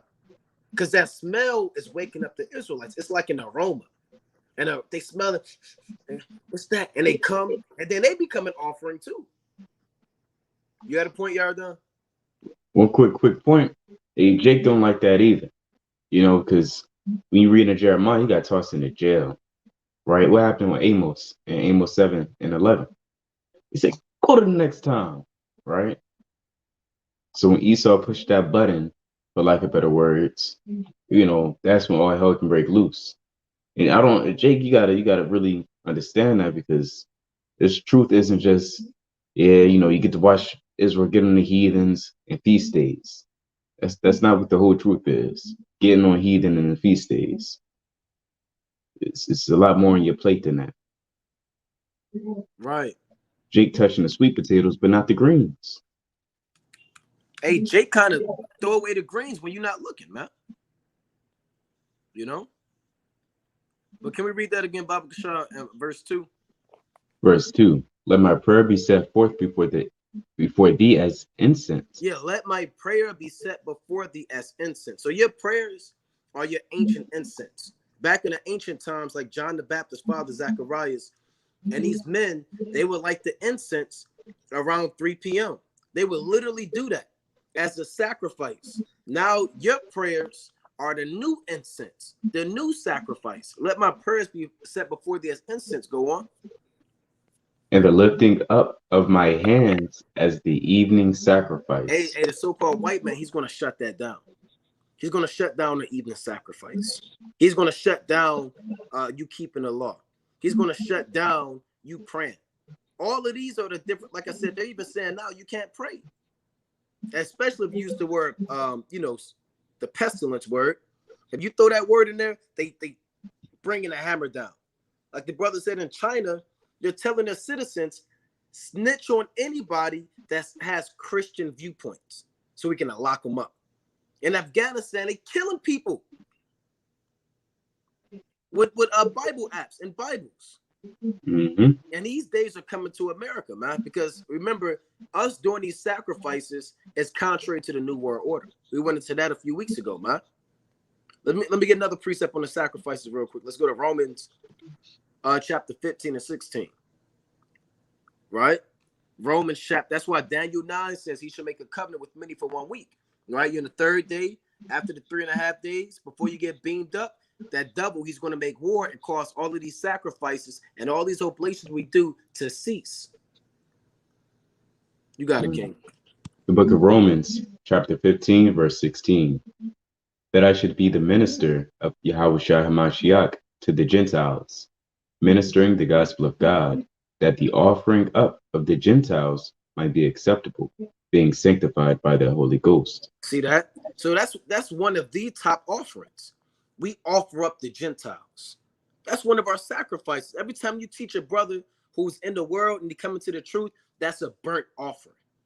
That's another offering. And instead of it being sanctified with the blood on the horns of the altar, it's sanctified by the Holy Spirit. You sprinkle it with that Holy Spirit, and you season it with salt, man. That brother, he's like a meat offering. The Lord said, let your speech be with salt, man. Just kind of throw some salt on there when you're breaking it down, and that salt make that offering more effective. Right? So all of these goes into these precepts go into the spiritual sacrifices being done in the last days. You on mute? You had a precept? Oh, no, I just said kind. Let's go to Psalms 51 and 17. Right? And Esau doesn't like this, man. Now you can say, how are we priests? Right? You guys, you're not a Levite. You don't have to be a Levite to be a priest. You get brother saying, I'm a Levite, so and so and so and so. Hey, brother, yeah, all praises you're a Levite, but what priesthood supersedes that? The priesthood of the order of Melchizedek. So you can be a Benjamite and be over a Levite in the last days when it comes to doing the offerings. Why? Because you're doing the spiritual sacrifices, right? Compared to the carnal sacrifices. All right, let's get that real quick. The book of Isaiah, chapter 51, verse 17. Start at 16. Verse 16. Psalms 51 and 16. Oh, Salakia. Psalm chapter 51, verse 16. And it reads, for thou desirest not sacrifice, else would I give it. Thou delightest not in burnt offerings. Go on. The sacrifice of God are a broken spirit, a broken and contrite heart. O God, thou wilt not despise. Hey, that's the top offering right there. You brothers repenting. Repentance is an offering, man. Every brother that repents to the Most High with a broken and a contrite spirit, and that's the sacrifice that's being done in the last days, man. You acknowledging your sins, you smote upon your chest, sackcloth and ashes. That's the offering. You think Esau wants you to repent? Hey, the Lord said a dreadful sound is in his ears, man. The sound of us working in the temple is dreadful to this devil, man. I can't stand the noise. We doing all of the work in the temple. We moving the stuff around. We lighting the incense. We teaching the people. Every time we teach, that's work being done in the temple. And us doing the work in the temple is driving these Edomites crazy. And I got a precept after you, King. I don't know. Okay, look, you have one, Orion? Con, I got one. God, I got one. Nehemiah chapter 4, right? Verse number 7. I'm going to start at verse 6. So built we the wall, and all the wall was joined together until the half thereof, for the people had a mind to work. Now that wall, you understand, on a deeper level, Jerubbaal, Yahushua, he laid the foundation. Then Nehemiah, he came and built the walls, right? So that was on a physical level, but also every single altar and every single thing is built through the groundwork and the chief stone, which is Yahushua, right? From the very beginning, Solomon Solomon was Yahushua. He built the temple. You understand? Then you got Zerubbabel. He was Yahushua. He laid the foundation. And then in the book of John, the 2nd chapter, verse 19 on down, then you have Yahushua in that temple. So every single little temple and foundation is laid by Yahushua as the chief cornerstone. And this is a spiritual temple that brothers are building. It says, but it came to pass that when Shalabat and Tobiah and the Arabians and the Ammonites and the Ashdodites heard that the walls of Jerusalem were made up, and they that breach began to be stopped, and they were very wroth. So what's going to happen when the men of this society get very wroth that we're doing the work? We're building a spiritual stone, spiritual wall. You understand? Everything is laid. You know, we got the brother working on the door, other brother lifting up the hammer, other brother got the damn torch, whatever the case may be. Hey, they got wroth. The Lord requires that which is past. You think these damn Edomites love when we go in front of the damn White House and shake the hand? You don't think they hate that, man? They got goggles, infrared scopes, right? They got their eagles in the sky on top of buildings. They watching their brothers build. They zooming in on faces. You think these subways, these 7-Elevens, and these CVS's like a bunch of niggers posted in front of their development yelling, man? Right? Oh, don't think that these people like, well, kids will be kids. You know what? The guys will be guys. You know what? It's a new world we living in. You don't think they made complaints to the city? You got brothers in Orlando. They got damn shut down with the damn fence around where they used to bring it up. Now, do you think that people just said, let's randomly build a fence right now? No, they had hundreds and hundreds and hundreds of complaints. People throwing eggs at them, people yelling, scoffing, trying to fight them. So don't think the society, right, and the people in it aren't writing letters, right? All they're doing is doing what? They're building a case. They're getting all of this, so when everything hits its peak and everything hits the fan, they're going to grab you up, man. You understand? So they literally doing complaints, the creeds, they're getting all of these things ready, you understand? And the case is built on brothers in that day for the famine of the word. Hey, they catch us off the Riverwalk again. To get on the sodomite, you know. This Eve said, I beat y'all butt. I'm willing to go back to jail. You kind of doing this, you know. And, hey, she bare false witness on her. She said we was throwing stuff at the sodomite. We was harassing him, about to beat him up, you know. But most I put in those security guards off spirit to understand that we don't move like that. They said, look, still leave. Get out of here. Right? Because at the end of the day, Esau going to make all of that happen. They're going to make you leave. Because they don't like that, because it's still a draft was down in their ear. They keep kicking us off, man. It's going to come a certain point. Hey, if they see us again, they might find us. You know? I got a quick precept in First Ezra. Right? To add to what the brother's saying, this First Ezra, chapter 2, and verse 28. It reads, now therefore I have commanded to hinder those men from building the city, and heed to be taken that there be no more done in it, and that those wicked workers, that's what they call us, black Hebrew Israelites, niggers, domestic terrorists, and they called us in the ancient world as we were doing building a temple, and that those wicked workers proceed no further to the annoyance of kings. Say we annoy these kings, man. We get under their skin. They're vexed. Every burnt offering, or it's like every commandment you keep, that broken and contrite spirit. And the time is going to come with it, brother saying, enough is going to be enough, man. There's only so much that these devils could take, man. They can't enjoy a Saturday night in the damn plaza or wherever you at without you calling a damn son the devil, man. And they're sick of the government not doing nothing and the damn politicians and the mayor, you know. The days are coming where enough is going to be enough. And it's going to hit the fan. Right now, you see them slowly building up that case, like the brother said, up to that process. You can't say certain words. Right now, they kind of hindering the building through hate speech, medical misinformation, domestic terrorism, All of that is them throwing rocks and trying to stop us from doing the work, man. So we kind of building in the temple, but they're kind of shutting it down. But the days are going to come where they're eventually going to cause it to cease. I got one more precept real quick. First Maccabees 5:1. Right? Let's go to First Maccabees chapter 5 and verse 1. Now when the nations round about heard that the altar was built and the sanctuary renewed as before, it displeased them very much. Go on.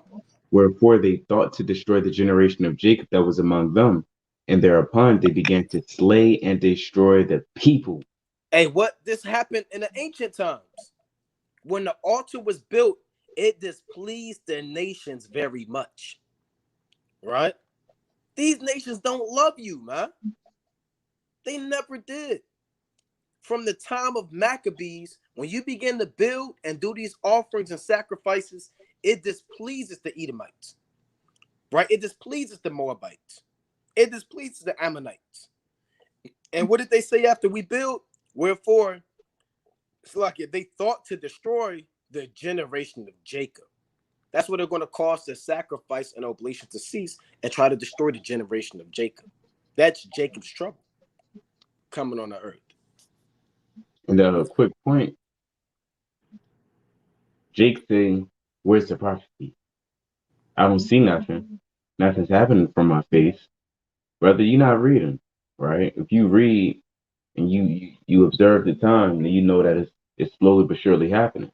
Not everything has to happen at the drop of a dime, right? Well, all the precepts we're going through the Spirit, hey, you know that we're in the last times.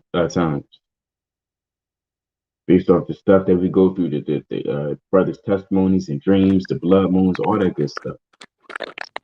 So Israel, you gotta learn how to be patient. Understand, not everything going to happen at the drop of a dime when you want it or need it to happen.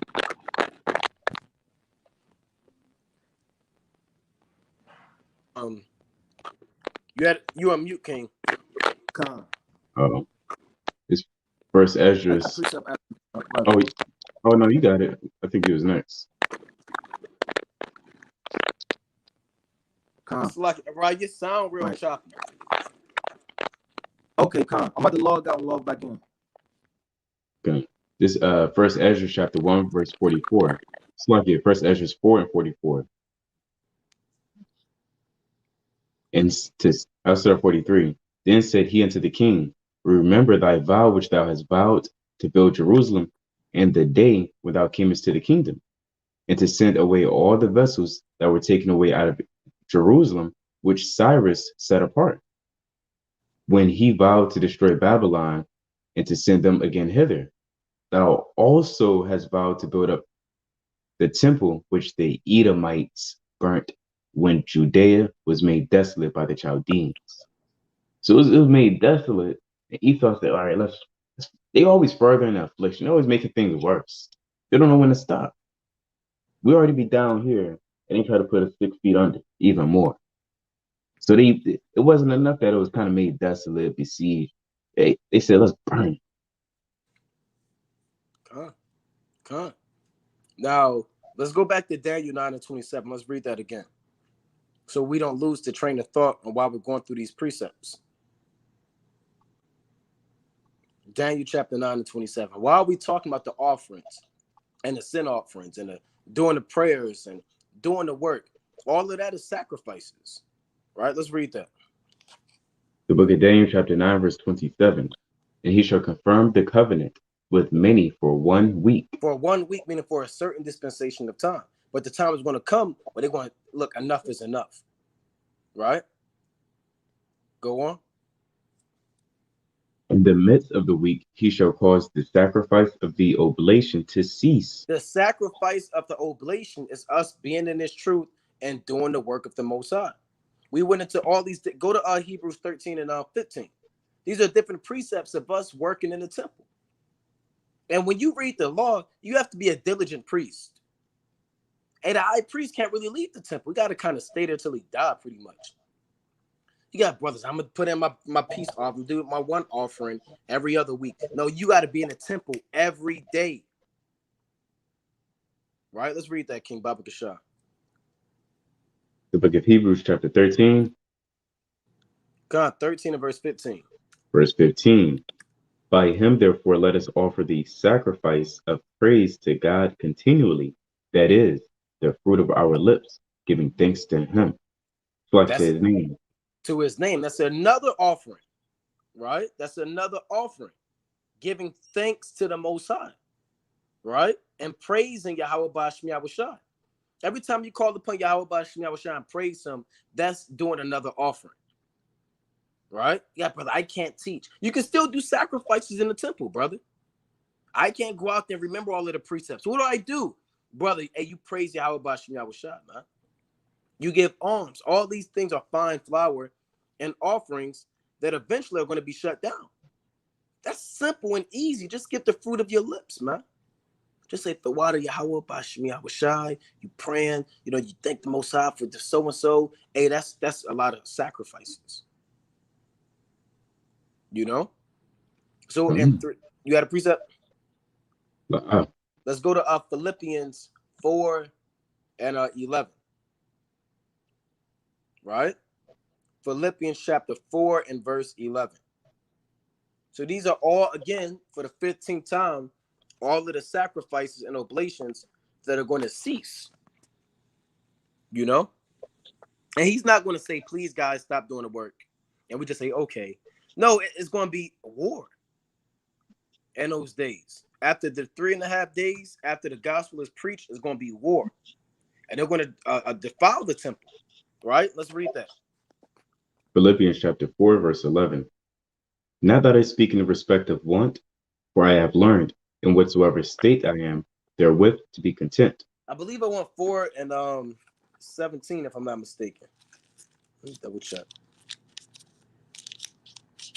4. 18, or you want to start at 17? We can start at 17. Philippians chapter 4, verse 17. Not because I desired a gift, but I desire fruit that may abound to your account. But I have all and abound. I am full, having received of Epaphroditus the things which were sent from you, an odor of a sweet smell, a sacrifice acceptable, well-pleasing to God. So, hey, the sacrifices aren't done away with. You got brothers saying, well, the sacrifices are done away with. Hey, the carnal sacrifices, due to the fact of us not having a temple, but the spiritual sacrifices are still going on in the temple. It never stopped. Yahweh never ceased to sacrifice. He is the temple. And we are the temple, doing the work as priests in the body of Yahweh. As the arms, the feet, the legs, the nails, and then the other comely part or uncomely part of the body of the Lord. So the arms and the works of these men and of Epaphroditus were a sacrifice well-pleasing and acceptable to the Lord. That's plain. The Lord said in Romans chapter 12 and 1, present your body as a living sacrifice. So again, you said what? I was going to say that's right. So when you endure the elements, your body is enduring in the name of the Lord, right? For his sake, and that his name may be glorified and magnified amongst, all Israel. Not that you boast in yourself, but it's ultimately for the Lord. That's what it's really for. Don't be out there just for man and say, look at, you always recording, taking picture, you doing it in a negative light. Yeah, it's, Jake, you know what you would do, right?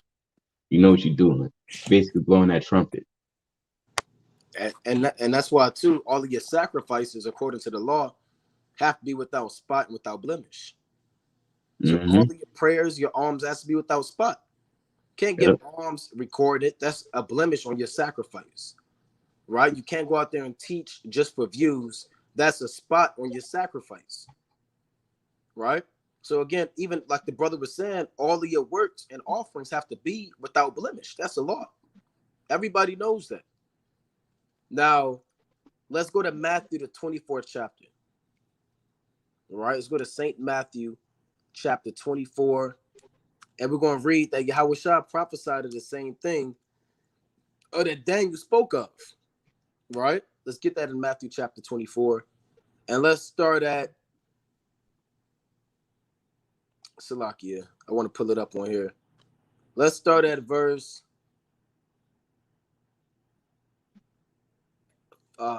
We can start at. Let's start at 9. Let's start at 5. 4. The Salakia. book of Matthew, chapter 24, verse 4.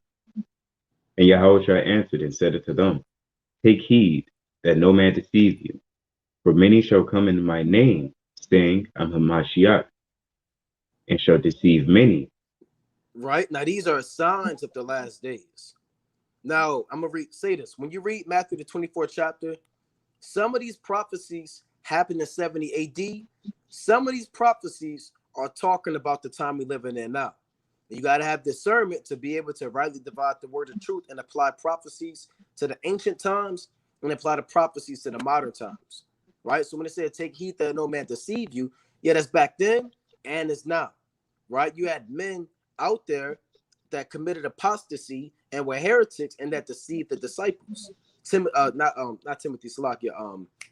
What's this guy? Alexander the Coppersmith, Hymenaeus, Philetus, Hermogenes. All these men were deceiving the people, saying the resurrection was past already, overthrowing the faith of some, right? But that also applies now. Take heed that no man deceive you. Go on. God. Verse 6. And ye shall hear of wars and rumors of wars. See that ye be not troubled, for all these things must come to pass, but the end is not yet. Yeah, you could say, well, yeah, that you had wars going on in 70 AD. You would hear of that. Yeah, then, but it's also talking about more so now. Wars and rumors of wars. Go on. For nation shall rise against nation, and kingdom against kingdom, and there shall be famines and pestilences and earthquakes in diverse places. Right, that's going into now, right? All these are the beginning of sorrows. Because you have certain people that say everything is fulfilled. I've heard that. They say every prophecy has been fulfilled, and we're just waiting on Yahushua. All of Matthew 24 is fulfilled. It happened during the time of the Romans. No, it didn't, man. Right? Let's go. I'm going to show you that. All right, let's read on. Verse 9. Then shall they deliver you up to be afflicted, and shall kill you, and ye shall be hated of all nations for my name's sake. Yeah, the apostles was delivered up and martyred, but that's more so going into now. Right? Go on. And then shall many be offended, and shall betray one of another, and shall hate one another. Read on. And many false prophets shall rise and shall deceive many. And because iniquity shall abound, the love of many shall wax cold. Right. But he that shall endure unto the end, the same shall be saved. Go on. And this gospel of the kingdom shall be preached in all the world for a witness unto all nations, and then shall the end come. And we read that. That's talking about now. Right? The end will come once the gospel is preached in these last days. And 144,000 are sealed. Right? That's Revelation. Let's get that in Revelation chapter 7. We get straight to the point in verse 4. Right? Revelation chapter 7 and 4 about the gospel being preached to seal the elect. Revelation chapter 7, verse 4. And I heard the number of them which were sealed, and there were sealed 144,000 of all the tribes of the children of Israel. See that? So the angels, read the previous verse. Lucky, let's read 3. The angels aren't going to destroy anything until the elect are sealed. Revelation chapter 7, verse 3. And I saw another angel ascending from the east, having the seal of the living God. And he cried with a loud voice to the 4 angels, to whom it was given to hurt the earth and the sea. Oh, that was 2. It's lucky verse 3. Saying, hurt not the earth, neither the sea, nor the trees, till we have sealed the servants of our God in their foreheads. That's plain. Don't cause any destruction until the servants of the Most High are sealed. And that's only going to happen after the gospel is preached for a witness unto all nations. Then the end shall come. Then the destruction is going to come, right? And you're living in that time now, the gospel being preached for a witness unto all nations, and then that end is going to come. All these sacrifices, all the sweet savors, all of that is the gospel being preached, and then the end shall come, right? And the first sign of the end is the sacrificing to cease. And let's read that in Matthew 24. Matthew You left chapter, off 24 and 15. Matthew chapter 24, verse 15. When ye therefore shall see the abomination of desolation spoken of by Daniel the prophet stand in the holy place, whoso readeth, let him understand. Read that last part again. Whoso readeth, let him understand. Whoso readeth, let him understand. Now, again, you had Abomination of Desolation and Daniel chapter 11, 30 on down, fulfilled in the book of Maccabees, right? During the time of the Greeks. That happened already. Yahushua isn't talking about something that happened already during the time of the Greeks, because he's living past that, right? His current time, that already happened. He's not talking about just 70 AD. Yeah, this happened 70 AD, right? You had the destruction come, but as we read on, you're going to find out this isn't just talking about 70 AD. It's talking about now as well. That's what we read. Whoso readeth, let him understand. Because Daniel spoke about it in Daniel 9 and 27. After the 3.5 days, he's going to cause a sacrifice and oblation to cease. For the overspreading of abominations, he shall make it desolate. So the end is going to come, and the sacrifice is going to cease, and a so-called white man is going to make war with the saints. And that's what Yahushua said, whoso readeth, let him understand. Because you might get caught up and think, well, that happened already. It will never happen again, right? The Romans will never destroy us again. We're beyond those days. No, you're in the revised Roman Empire. And the Lord requires that which is past. And all of the sacrifices we went into are going to be shut down like they were during the time of 70 AD. It's the exact same thing. Whoso readeth, let him understand. You have something, Yardan? All right, let's read on. We're going to show you as we read on that this is speaking about the end of the world. Verse 16. Matthew chapter 24, verse 16. Then let them which be in Judea flee into the mountains. That happened in 70 AD. But now we're the people of Israel, and the Lord is speaking about during the time of Maccabees when we have to flee into the wilderness. And those are the days that's going to happen. You're going to have Jake, you have to flee, man. You're going to have to flee into the mountains, right? Let's get that in 2nd Ezra 16 and 40. You're going to have to flee all over again, just like 70 AD, just like during the time of Antiochus, just like now. The Lord said you're going to be a pilgrim on the earth. Right? You got it? 2nd Ezra 16 and 40. 2nd Ezra chapter 16, verse 45. 40. Verse 40. O my people, hear my word. Make you ready to the battle. And in those evils, be even as pilgrims upon the earth. What the Lord say? Be even as pilgrims upon the earth. Be even as, what's going to be the cause of us being a pilgrim? Right? I mean, why would we just up and leave? What's going to happen? What are the signs of us being a pilgrim on the earth? How are we going to know? What the Lord said when you see the abomination of desolation, right? When you see the Romans come past Jerusalem, when you see the so-called white man going door to door to door, when you see the tanks all in the streets, right? When it's national headlines and it's martial law and they throwing people in FEMA camps and killing Israel on sight like a madman. When you see those things come to pass and east on your neighborhood and they're looking for the black Hebrew Israelites, hey, the Lord warned you. Just like he warned you back then. He didn't stay and fight against the Romans in 70 AD. He said, hey, flee to the mountains. How come Yahushua didn't say, pick up your swords, it's go time? Right. Pick up your swords right now, and we're going to make it happen. No, the Lord said, if my kingdom was of this world, then will my servants fight? You know? So that's why the Lord said, you're going to have a flight, for lack of better terms. Right? So let's read on. And Matthew 24 and 17. The book of Matthew chapter 24, verse 17. Let him which is on the housetop not come down to anything out of his house. Yeah, so when all hell break loose and you outside your house and Esau, he's looking to kill people, don't go back and try to get your TV, your flat screen, your photo album with your granny, right? Yeah, what else Jake like? Your damn PlayStation, PlayStation, your your Jordans, shoes, your uh, old photos of your high school, your prom pictures, your yearbook, yearbook, 1984 yearbook, an old jersey that Allen Iverson signed, your old football helmet. yeah, You know, your old nasty football helmet from high school. You know, hey, leave all that stuff behind, man. Those are serious times. You're not gonna have time. What do I get? What do I get? No, hey, people are gonna be we're gonna be like madmen, or Esau's gonna be like madmen. You know. Now let's go on. Yeah, this happened again in 70 AD, but it's happening all over again.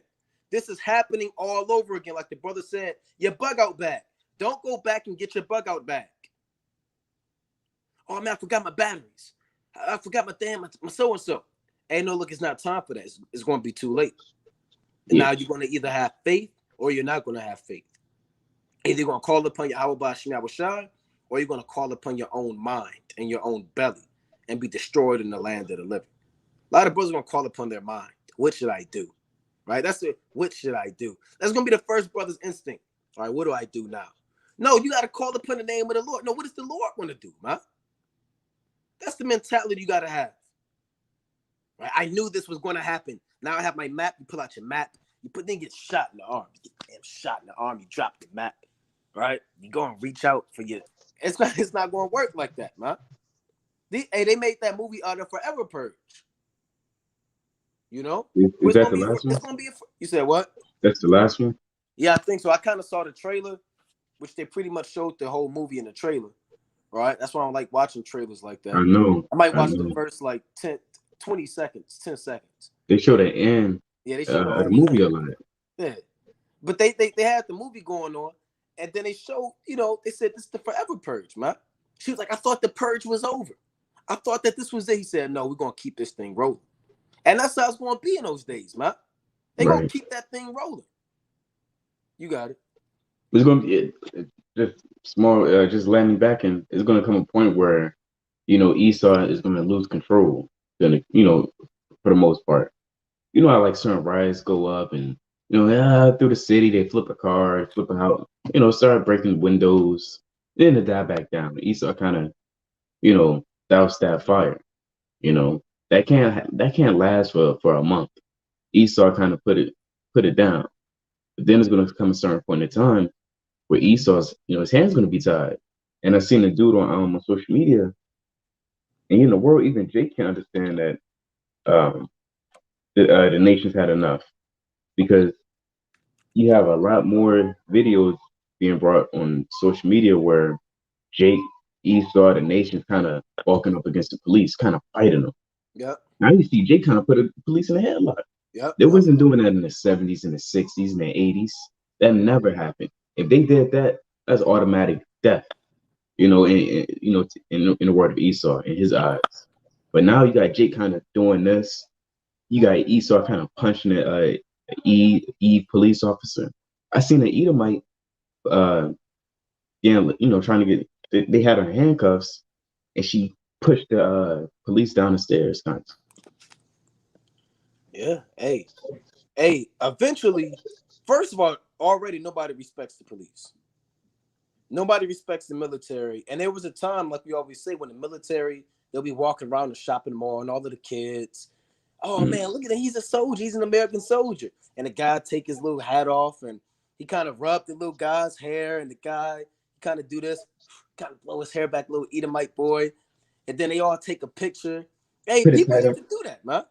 Put the cap on his head. Yeah, put the cap on his head, kind of spin it around backwards. And there was a time when people loved. Hey, they get discounts. They got military discounts, veteran discounts. They're not giving a lot of these guys veteran discounts anymore, man. They kind of spit in their face. They disrespect them, man. Because a lot of these Edomites, even these other nations, in Babylon, they're waking up, man. And the internet that Yahweh Shai set up has been set up to push the truth, and has been set up to reveal the wicked one. You know, the Lord said, then shall that man of sin be revealed. And a lot of those strongholds and witchcrafts that the so-called white man was pushing through the media in the 40s and 50s and 60s is kind of breaking off on the minds of the people. See, it's a spiritual shift in the last days. See, back in the 60s, they used to have that witchcraft going on, and it's remember the national anthem? They used to play it back in the day, and they used to say, obey the government, obey Oh government yeah, God. yeah. Hey, people, that was a spell. That was Yeah. an enchantment. Hey, enchantments really they only last as long as the Most High want them to last. So a lot of people who was obeying the government, getting damn sorcified, I just made that up, get damn sorcified and getting beguiled, you know? They got bewitched. Yeah, they got bewitched. Now they're kind of waking up out of that thing. And they're kind of bucking up against the government. Now, Esau, he has to come up with a so-called plan of action to get this thing rolling, man. And that his number one public enemy and threat are the Israelites and doing the work as the priest. Right? So you want to go back to Matthew 24? Gun. All right, let's go back to Matthew 24 and let's read 18. Book of Matthew chapter 24, verse 18.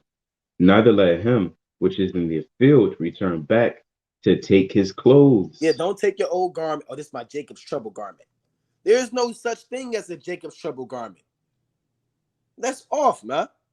You got a damn camouflage, have ghillie suit. It's a ghillie suit in the backpack, right? No, there's no Jacob's trouble garment. Don't go back and take anything. From that point forward, you're looking forward and you can't look back. They think they're going camping. Yeah. You think just the Feast of Tabernacles. Yep. Kind of take your stuff, your generator, the one that you pull, that pull generator, light bulbs and batteries and toothpicks. Right. We can go on. All right, this is Matthew chapter 24 and verse 19. It reads, and woe unto them that are with child, and to them that give suck in those days. I know a lot of Jake and Eve, you worry about that verse. Oh man, I'm pregnant. I have a child. What am I going to do? Let's go to 2nd Ezra chapter 2 and 26. Right? What am I going to do? Now, if you're not under the protection of the Most High and you're not on fire, hey, and you wasn't called, then you got something to worry about. If you lukewarm and you got a child and you giving a suck in those days you nursing, now you might want to, scratch your head. But if you on fire, you diligent, and you believe in the Most High, and the Lord said there should not one of your hairs perish. But we're going to read this too in 2nd Ezra 2 and 26. Book of 2nd Ezra, chapter 2, verse 26. As for the servants whom I have given thee, there shall not one of them perish, for I will require them from among thy number. Right, go on. Be not weary, for when the day of trouble and heaviness cometh, others shall weep and be sorrowful, but thou shalt be merry and have abundance. Right. The heathen shall envy thee, but they shall be able to do nothing against thee, saith the Lord. Go on. My hand shall cover thee, so that thy children shall not see hell. See that? The Lord's going to cover you and your children, man. Right? That's what the Lord said, and warn to them that are with child, because if you're not under the protection of the Most High and you got a child, not only is that child, you got to think about it. That child is going to slow you down. It's not going to be able to keep up. It's going to be crying, confused, trying to figure out what's going on. Are we there yet? When am I going to go home? I miss home. You have to, yeah, I'm homesick. You have to explain to them. You might have to explain to them what's going on, and they don't get it, and they start crying. Then Esau coming after him in the woods. You got to pick him up. He said, I don't want to go. I want to go home. Like they show in the damn movies, man. The kid bucking up against the parent, so the parent got to kind of take the kid. So the Lord said, warn to them that are with child. When all hell break loose and you not in this truth and you pregnant and you got a damn baby, hey, man, it's going to be bad out there, man. People going to want that baby. Yeah, I want to raise that baby up my way. And they had this Edomite that did that, man. This Edomite stole this baby. What did she do? She She drugged this lady, if I'm not mistaken. Then the woman woke up, and I think the lady was taking her baby out, man. You know, people are going to want your baby. They're going to want your son. You're going to have a lot of pedophiles, creeps, child molesters. All these prisons, they're going to be open up. These people, they're going to be coming out of prisons. People are going to be having apparitions, demons. People are going to be popping all types of pills. They're going to be bugged out. They're going to be on the damn bath salts. They're going to be raiding the CVS, just popping pills because they just lost their son. They lost their wife. People are going to be at wit's end. And you're never going to see man like you're going to see him in the days to come. So if you got a child, and guess what? You got you give a nursing or you're nursing, guess what, man? People are going to do what they have to do. Like the brothers, cannibals. A lot of people think we making that up. You guys are too into conspiracy theories. Hey, this stuff is going to happen, man. They had cannibals back in the ancient times. 2 Kings Chapter 6, Lamentations. People was robbing people, stealing people, man. Mm-hmm. You know? I was going to say real quick. You got it. You know, if Eve is pregnant back in those days, you know how they say you got one in the oven? Well, Yeah. man, we see that baby as a turkey in the oven. Because they're going to eat babies, man. They're going to be eating people. Like you said, cannibals. That's right. That's right, man. That's why the Lord said, warn to another with child. Because even Yahushua thinking, he's thinking like, when all hell break loose, he knows what's going to happen, man. He's seeing it. Right? Let me get this precept in 2 Kings. Right? I want to get this precept about a woman with child. Right? I know it's in 2 Kings. If I'm not mistaken, it's the 3rd chapter. Right? If not, I have to do some looking. Right? Silaki, bear with me. Yardan, you got it. Let me find this real quick. God. Let me pull out this precept. Right? It's when the prophet, I'm going to find it. Bear with me. This is 2 Kings 6:28. And it reads, and the king said unto her, what aileth thee? And she answered, this woman said unto me, give thy son that we may eat him today, and we will eat my son tomorrow. So we boiled my son and did eat him. And I said unto her the next day, give thy son that we may eat him. And she had hid her son. It's gonna be terrible. It's literally gonna be those women, they back on the earth. Those women are back on the earth. The Most High might have their lot be the exact same. I don't know, but hey, best believe you're gonna have a lot of behavior mirroring 2 Kings 6:28 through 29. All right, look, this is what we're gonna do. We're gonna eat these 2 kids on Thursday. Next week, hey, this will be our Feast of Tabernacles. That's like our new moon. And it's gonna be wicked, man. It's gonna be real wicked in those days. You know, they're gonna have a little. Hey, man. I got a quick precept. Can I bring this out? All right, this 2 Kings Chapter 8. Hey, this adds directly what the brother was saying. 2 Kings Chapter 8 and verse 10. Now, this Elisha talking to this heathen, right? And Elisha said unto him, go say unto him, thou mayest certainly recover, howbeit the Lord hath shown me that he shall surely die. And he settled his countenance steadfastly until he was ashamed, and the man of God wept. So the prophet was looking at this man, just staring at him. Then he busted out crying. He started weeping. And Hazael said, why weepeth my Lord? He said, what are you crying for? And he answered, because I know the evil that thou wilt do unto the children of Israel. Their strongholds wilt thou set on fire, and their young men wilt thou slay with the sword, and will dash their children and rip up their women with child. So, hey, that's the same thing Yahushua said, man. That's why he said, woe unto them that are with child. Because everybody in the ancient times knows a woman with child, they get ripped up. I mean, they rip up and they take that baby out. And they do what they want to do with it. They smash it. And the so-called white man, they'll strangle it around the baby's umbilical cord. These are going to be evil times coming. That's what the Lord said. Out of all the different lifestyles, he didn't say woe to the man that's short. He didn't say woe to the man that's too slow. He said woe to the woman that's with child and to them that give suck in those days. Right? Because that time is going to be bad, man. So let's read on. In Matthew chapter 24 and verse 20. Matthew chapter 24, verse 20. But pray ye that your flight be not in the winter, neither on the Sabbath day. Yeah, so we're going to be put to flight, or we're going to be in flight mode, right? And we don't want that flight to be in the winter time, right? You want to go with Jacob's trouble and it's 3 degrees outside. And you got your baby out there. And you could take it. You'll be able to endure, right? But they don't know what's going on. Their mind isn't all the way there. They don't have that faith and that hope that you have. They haven't experienced being in the truth and looking for and longing for the salvation of Yahweh Shai.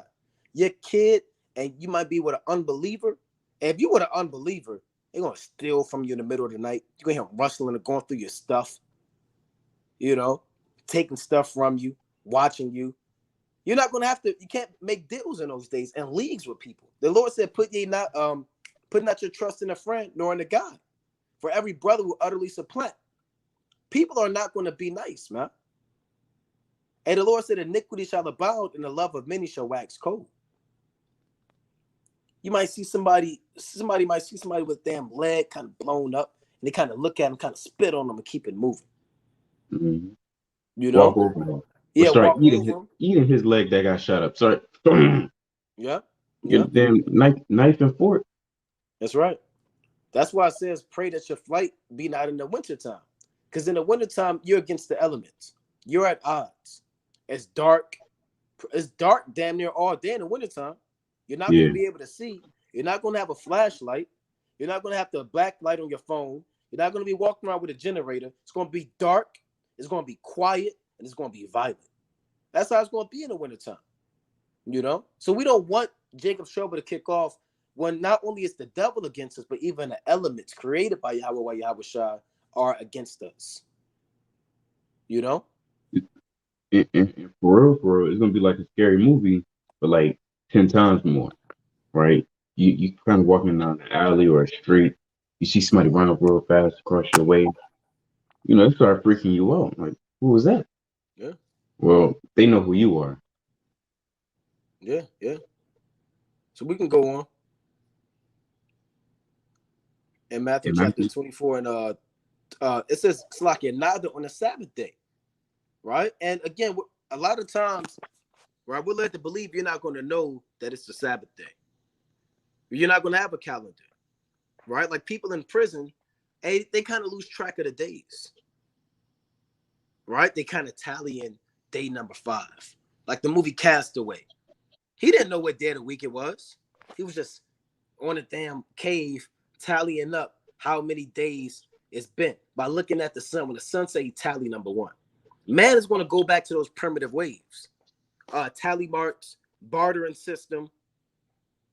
That's how man is going to be, man. We can read on. Matthew chapter 24, verse 21. For then shall be great tribulation, such as was not since the beginning of the world to this time, no, nor ever shall be. So this precept is not happening twice. You can't have such a great tribulation that's never going to happen again twice. It makes no sense, right? So from 15 on down, it's impossible for that to be talking about the Roman Empire if you're going to have Jacob's trouble happening right in these times. Right, read that again in Matthew 24 and 21. Matthew chapter 24, verse 21. For then shall be great tribulation. Right, for then from verse 15 all the way down, right, to Where we at? 21. Great tribulation. And you can read about great tribulation in Revelation, the 7th chapter, right? Deuteronomy, the 30th chapter. Great tribulation. That's always speaking about the end of the world. For then shall be great tribulation. This is not talking about 70 AD. This is talking about the abomination that make it desolate in Daniel 9 and 27, the last week. Right? Go on. Verse 22. No, read 21 again, Salakia. Verse 21. For there shall be great tribulation, such as was not since the beginning of the world to this time, no, nor ever shall be. No, nor ever shall be. Right?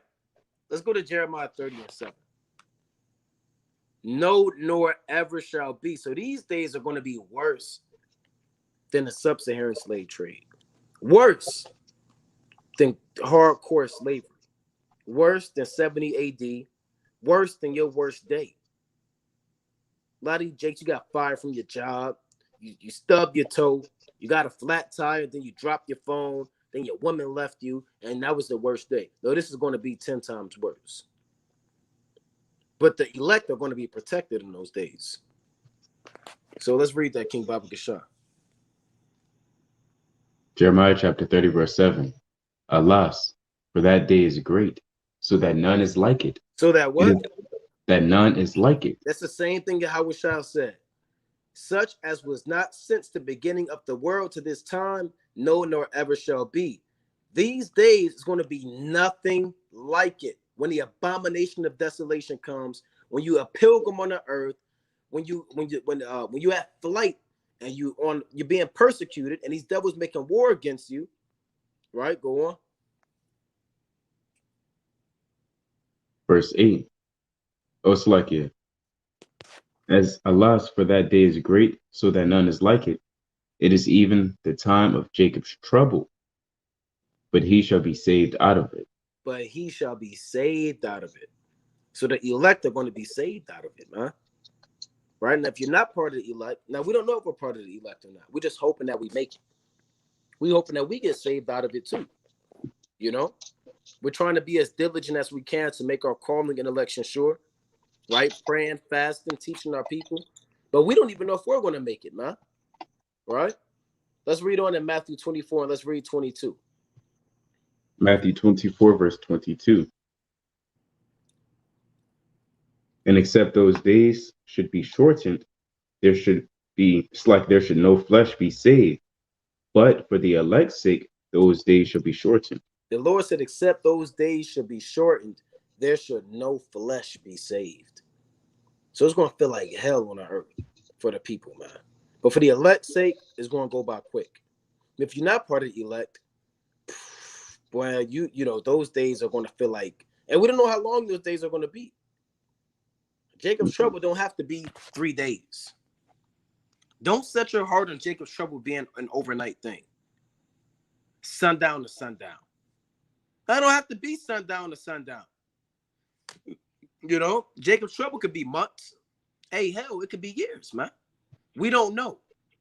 Right? Only the Most High knows how long those days in that tribulation are going to be.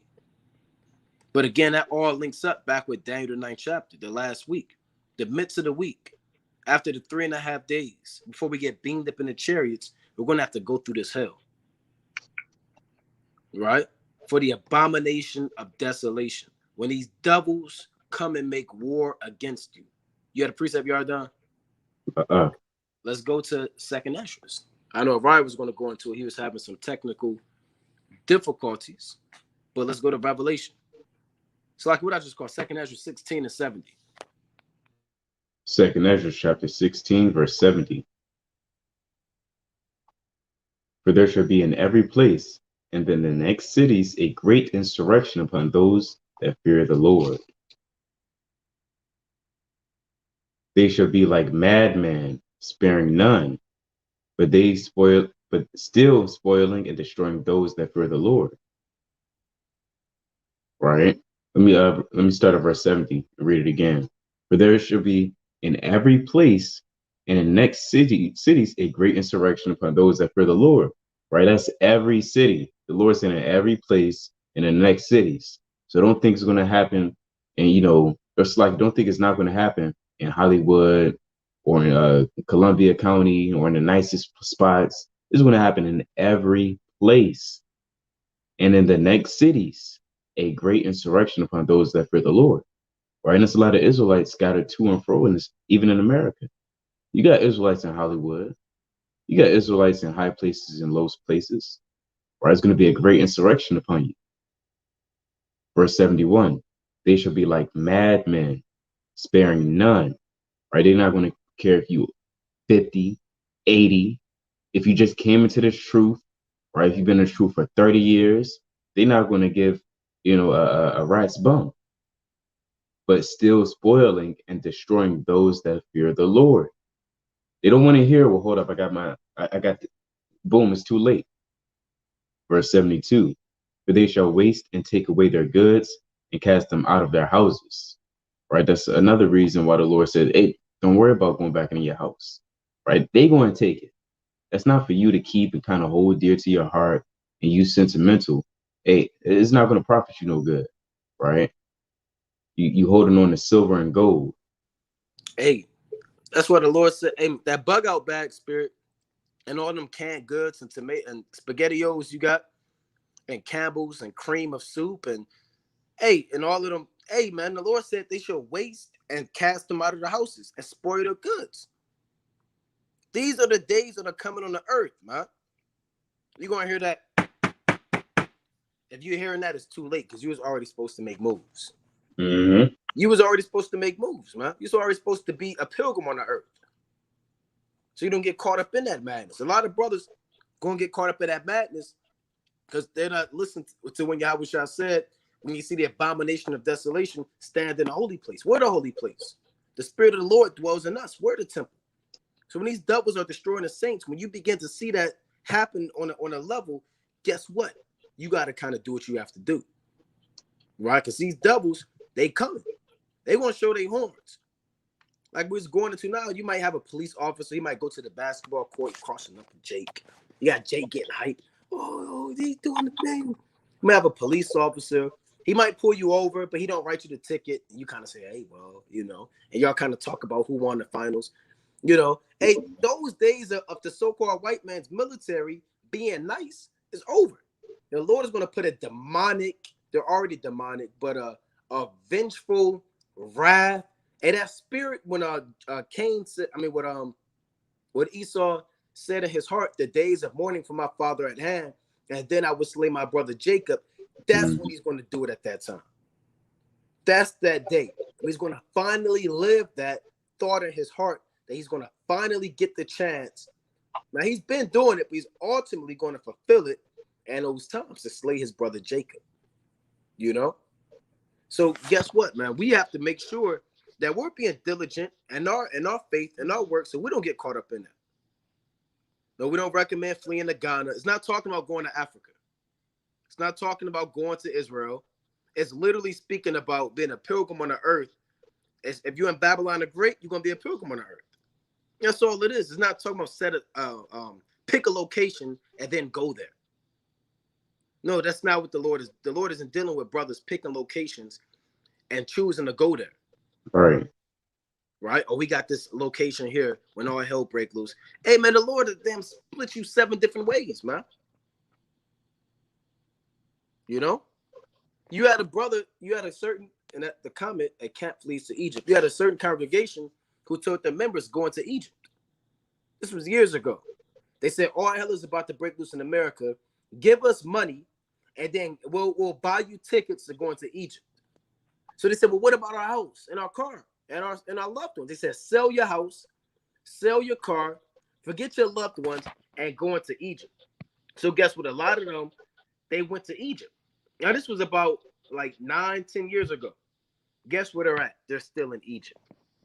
They stuck. Now, they kind of called the guys and said, hey, look, we want to come back. And they said, we can't do nothing for you. And they said, well, what about our house and our car? And they kind of said, look, it is what it is. And they kind of hung up the phone. Now, one of them, they actually came back. we saw him at a it might have been a Hebrew summit. I don't know if Yardan you remember. This was at the Hebrew summit in Detroit. One of them came back and said, we came back to finally sell our house. Yeah, I remember that. Yeah, it was an older couple. They said, okay, we went to Egypt, or they was in Jordan, they was somewhere, and they was told to go there, but they finally came back to sell their house and go back over there. Right? No, that's not. Let's go to Micah 4:10. Let's get a precept on that, man. Micah chapter 4:10. The Lord isn't with brothers picking a specific location and delivering yourself and your own idea. Now, we know that the horse is prepared for safety. Or the horse is prepared for battle, and safety is of the Lord, right? But you have to have faith in the Most High, ultimately. So let's get that, Micah 4:10. Book of Micah chapter 4, verse 10.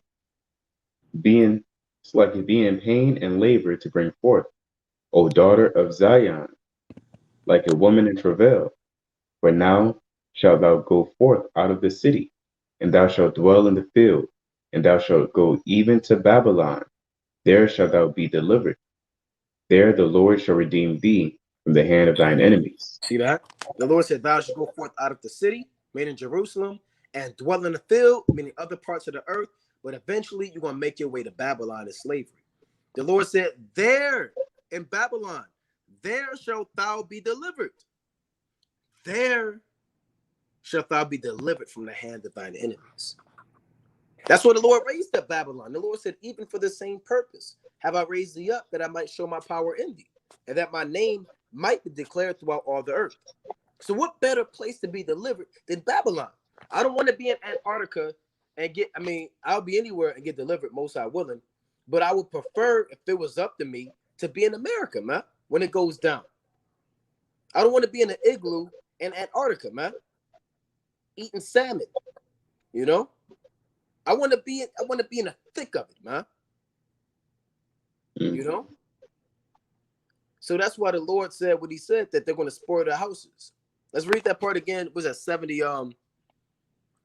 What'd you leave off at the second Ezra? Second Ezra 16 and 72. All right, let's read 69. Second Ezra chapter 16, verse 69. And they shall consent unto them. Slakia. So that's 68. Verse 68. For behold, the burning wrath of a great multitude is kindled over you, and they shall take away certain of you and feed you, being idle with things offered unto idols. So they're going to take you away, right? Rather it's 3 a.m, in the middle of the night. Certain brothers, you're not going to have that opportunity because you might just get taken away, right? And take away certain of you and feed you, being idle, meaning against your will, with things offered unto idols. They're going to make you indulge in all manner of sacrilege. Maybe try to force you to eat pork, bow down to an idol, get the thing inside, get the poison, get something inside of you. Make you do these things against your will. Right, go on. Verse 69. And they that consent unto them shall be had in derision and in reproach and trodden under foot. So if you consent unto them, you're not going to make it. You're going to have a lot of people consenting, man. Imagine being in the truth for that long just to say, okay, I'll eat the penguin. Okay, I'll eat an unclean animal. I'll eat the polar bear. I'll eat the wombat. Come on, brother. Hey, the Lord said in 2 Maccabees chapter 6, 17 on down, let this now be enough concerning tortures and idolatrous feasts. So you're going to have idolatrous feasts coming back on the earth, man. Like the brother said, pig. It could be a damn, what they call it, a platter and a smorgasbord of unclean food. And he might say, hey, pick your poison, man, and eat it. And you got to sit there, you see creeping things and live things in the cage, and you got to pick something and eat it. Now, he might have your daughter or your son, and he might say, if you don't eat it, I'm going to take out your son. Now, you got to make that decision, right? Do you want your son to make it, right? Or do you want to go against the law, statutes, and commandments of the Most High? You got it. Brother seen the Lion King. They got pulled it up. They got that song Grubs. They might pull up, and that song offering itself Grubs. They got Yep, we have Grubs for you, man. It was yep, eating, it was slurping snails. yep, Esau gonna do that to you. yep. Grubs. I got a quick precept. Let's go to Revelation 3 and 10. Right, we're gonna hold second Ezra. Right, let's go to Revelation chapter 3 and verse 10. And this is Revelation 3 and 10.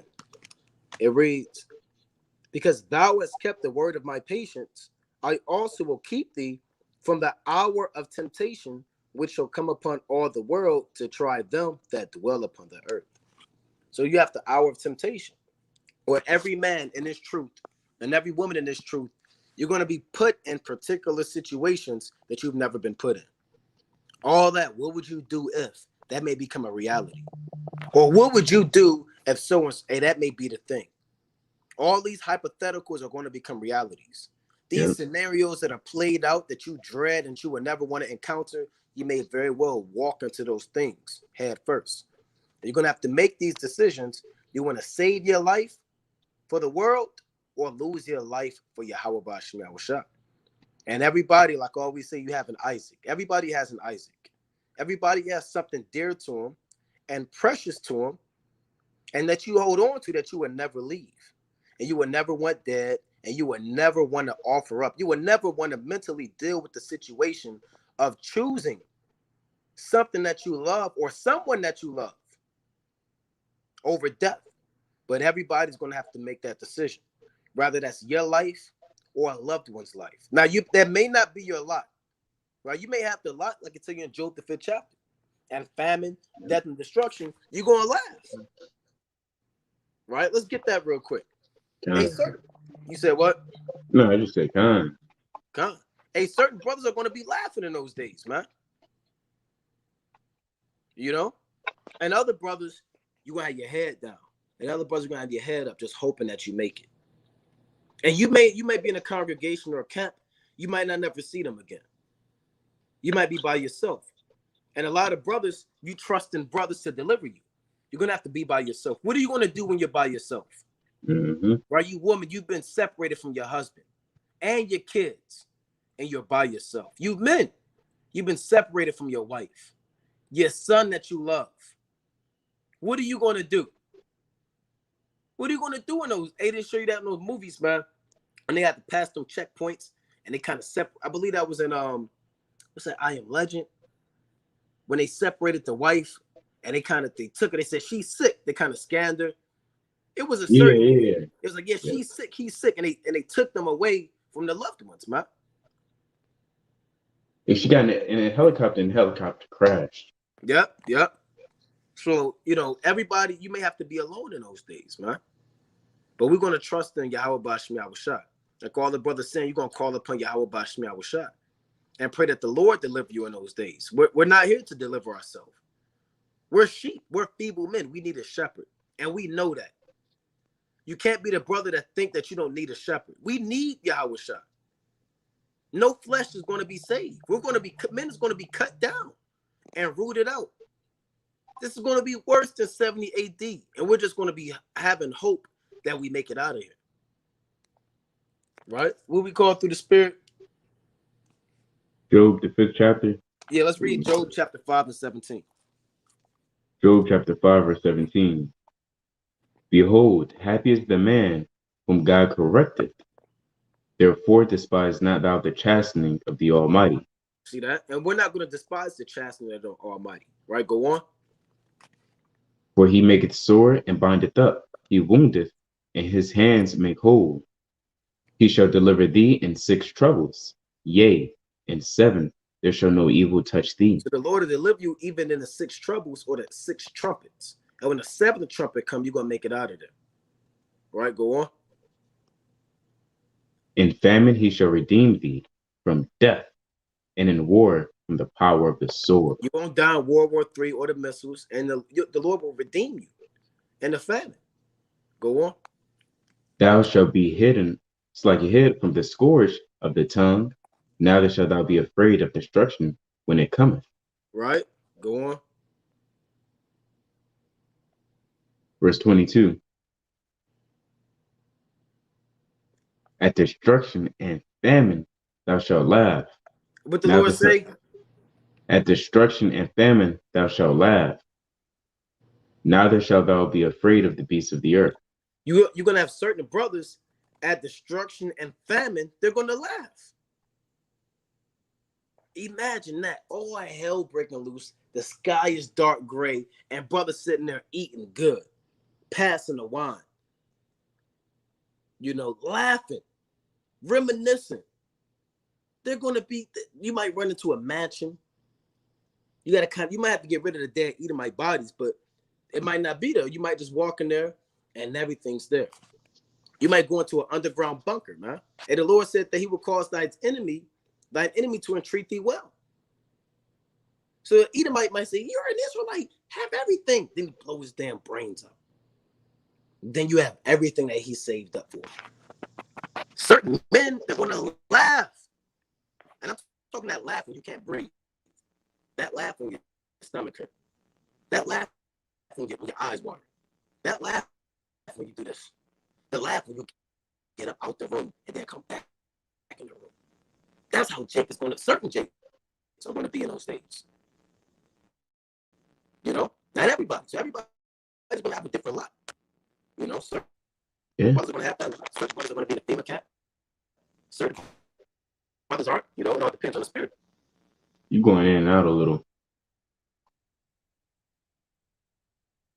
I remember I had that dream a while back where I was in the city and people was running in squads. They had their own cliques, and I was in mine. And for some odd reason, it was not an odd reason. Hey, they got put to death. They kind of got scattered. Some got put to death. All hell was breaking loose. In the UN, they was coming through with their guns, shooting people. And I found myself in the forest. And I'm running. I run across, and I see a riot. And I said, "Yo, what you doing?" And the most I put in our spirit to keep running forward, and we ran across this huge safe place. This what did they call it? Safe haven. And it was a big black wall, big black wall, and only we could really see it. And the door opened, and I seen Naquam, I seen my sister, I seen Amos, I seen I think one or two other brothers, and you had Edomites cooking for us. Said, "Look, we got to cook for you." It was kind of just slaving for us. And on the other side, it was real green. It was green pastures. You kind of had deers and rabbits and bunnies and butterflies and dragonflies. You had all different. It was nice, right? I tried to pull out my phone. It wasn't working because it was an EMP attack. All hell broke loose. I tried to call somebody, but the Most High comforted my spirit to let me know, hey, that person's all right. So I just say all of that to say it's going to be hectic in those days. But Avarat is our Lord willing. Hey, we find favor in the eyes of Most High and grace. Come on. I got a precept, right? Let's go to Romans chapter 8 and let's go to verse 24. Romans chapter 8 and 24.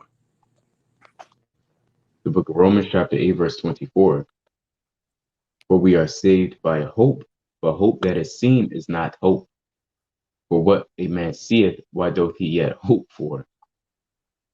See that? So go on. But if we hope for that we see not, then do we with patience wait for it. So we just hoping that we make it out of here now. Right? We've never seen us being delivered. We don't know what's going to happen to us in those days, man. The Lord might put the spirit on the brother to just say, man, and forget the truth and go back in the world. You didn't wait this whole time. Then the Lord put in your spirit to scoff. Or the Most High might put in your spirit to call upon him and be delivered. We don't know where we're going to be and how we're going to be there, but we know that Yahweh Bashem Yahushua will be there. And you have to have faith and hope and be praying for mercy that the Lord deems you worthy to beam you up and get you out of the land of the living, man. And that's why you can't be proud in this thing. You can't think that you've already made it. There's always room to improve. You can't be content in your state. There's always more to know, more to read, more to learn, more to study. You can fast more, you can counsel more, and there's more that has to be done. Right? Let's go to 2 Peter 1 and 10. Got a lot of brothers. I read my 5 chapters today. I know I'm going to make it. Right? Brother, maybe not, brother. You know? Let's get 2 Peter 1 and 10 real quick. 2 Peter chapter 1, verse 10.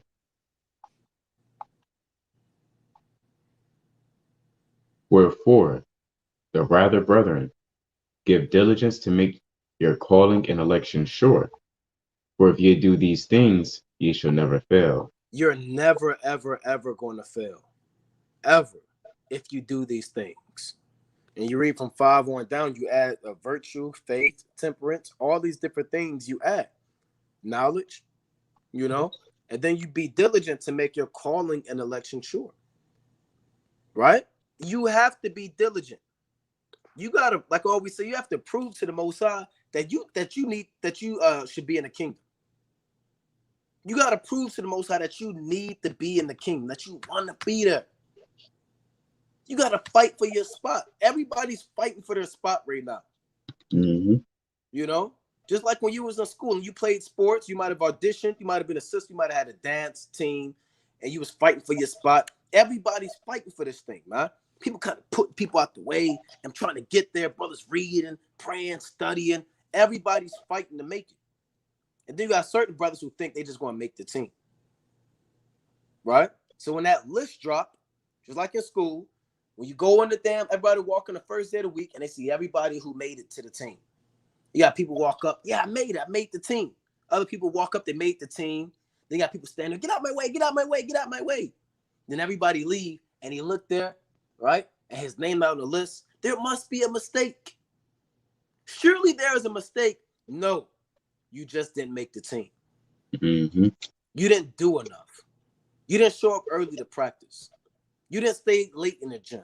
You refused to run those suicides. You never watched game film. You was always in the club. You was always being a nigga. So why should you make the team? What gives you the right to make the team when this brother worked and deserved it? And you think you could just make it? So everybody's fighting to make it to the team. What do you think? You're just going to make it because you're reading 2 chapters a day and you got fringes on? Somebody else got fringes on. They reading 4 chapters a day. They want it. Then you got brothers say, oh, I'm reading 8. Hey, everybody's trying to make it in this thing. And the Lord said in 2 Ezra chapter 7, and that the gateway is so small that there could but one man pass there at once. You see that? So only one man can, people fighting to get in that door. Only one. That's how narrow and straight this path is, that only one man can go therein at once. Mm-hmm. That's deep. You know? You got something else? So let's go back to Daniel 9 and 27. We can wind down. Right? Daniel 9 and 27. Let's read it again. The book of Daniel, chapter 9, verse 27. And he shall confirm the covenant with many for 1 week. And we broke that down. Esau confirmed the covenant through his legislation, his laws that he has set up, where we're allowed to teach the gospel, do the work, go out there and prophesy, pray to the Most High, do all of these various spiritual sacrifices in the temple that he's allowing us to do. Right? Go on. And in the midst of the week, he shall cause... After the 3.5 days after the gospel is preached for a witness unto all nations, right? We read Hosea chapter 6. We went to Revelation 11. In the midst of the week, or 3.5 days, 1,203 square days, 42 months, right? In the midst of the week, what's going to happen? He shall cause the sacrifice and the oblation to cease. Because it would last 7 days, but the Lord don't want it to last 7 days. He's going to cut it in the midst of the week and cause all of the work that we do to cease, and the beginning of Jacob's trouble. Go on. And for the overspreading of abominations, he shall make it desolate. He shall make it desolate. Go on. Even unto the consummation, and that determined shall be poured upon the desolate. And that deterrent shall be poured upon the desolate. We can bring out closing precepts. This is Sirach chapter 35, verse 3.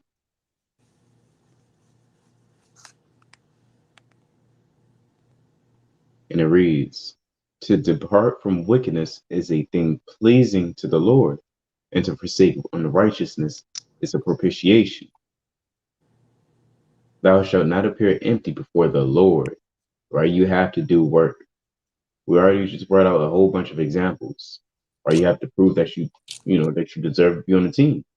You prove it by doing the work, by showing up, by exercising, by doing squat, looking at the plays, whatever, right? You have to come before the Lord with some type of work. Likewise, in your regular job, Jake, you come to work, you prove that that you should be there through your work, right? Verse 5, for all these things are to be done because of the commandment. The offering of the righteous maketh the altar fat. And we went over all the offerings, right? With your lips, lifting up your hands, making your body a living sacrifice, right? Waking up Israel, maketh the altar fat and sweet, and disliking the sweet savor thereof is before the Most High, right? Even having your words be salted, right? And some jigs, they altar kind of, for the Lord, the altar is fat, and others is real skinny. They're real skinny. You got one piece of fruit right there, right? And I said fruit because the Lord don't want fruit on the altar, right? Now you pulling the cane. Verse 7, the sacrifice of a just man is acceptable, and the memorial thereof shall never be forgotten. So the Lord won't forget your works. That's what Paul said one more in 1 Corinthians 15 and 58. Therefore, my beloved, be ye steadfast, unmovable, always abounding in the work of the Lord, for as much as you know that your labor is not in vain. The Lord not going to cheat you out and say, yeah, you gave me a lot, but I'll give you a little. Look, come on now. This is the Lord we're talking about. All right. He's going to reward you appropriately. You got a game. Con. And I'm going to get the classic in Revelation chapter 22 and 12. And behold, I come quickly, and my reward is with me to give every man according as his work shall be. So whatever you put out, that's what you're going to get back. You got brother says lukewarm, you might get a lukewarm reward. Imagine you get a lukewarm reward. Meaning you might make it, then you might not make it. The Lord kind of lukewarm. Should I deliver this guy? Should I think deliver? Right? You might get beamed up halfway, then you get beamed back down to the earth. Right? Whatever you put out, that's what you're going to get, man. The Lord is going to render every man according as his work shall be. That's every day, and that's ultimately on the day of judgment.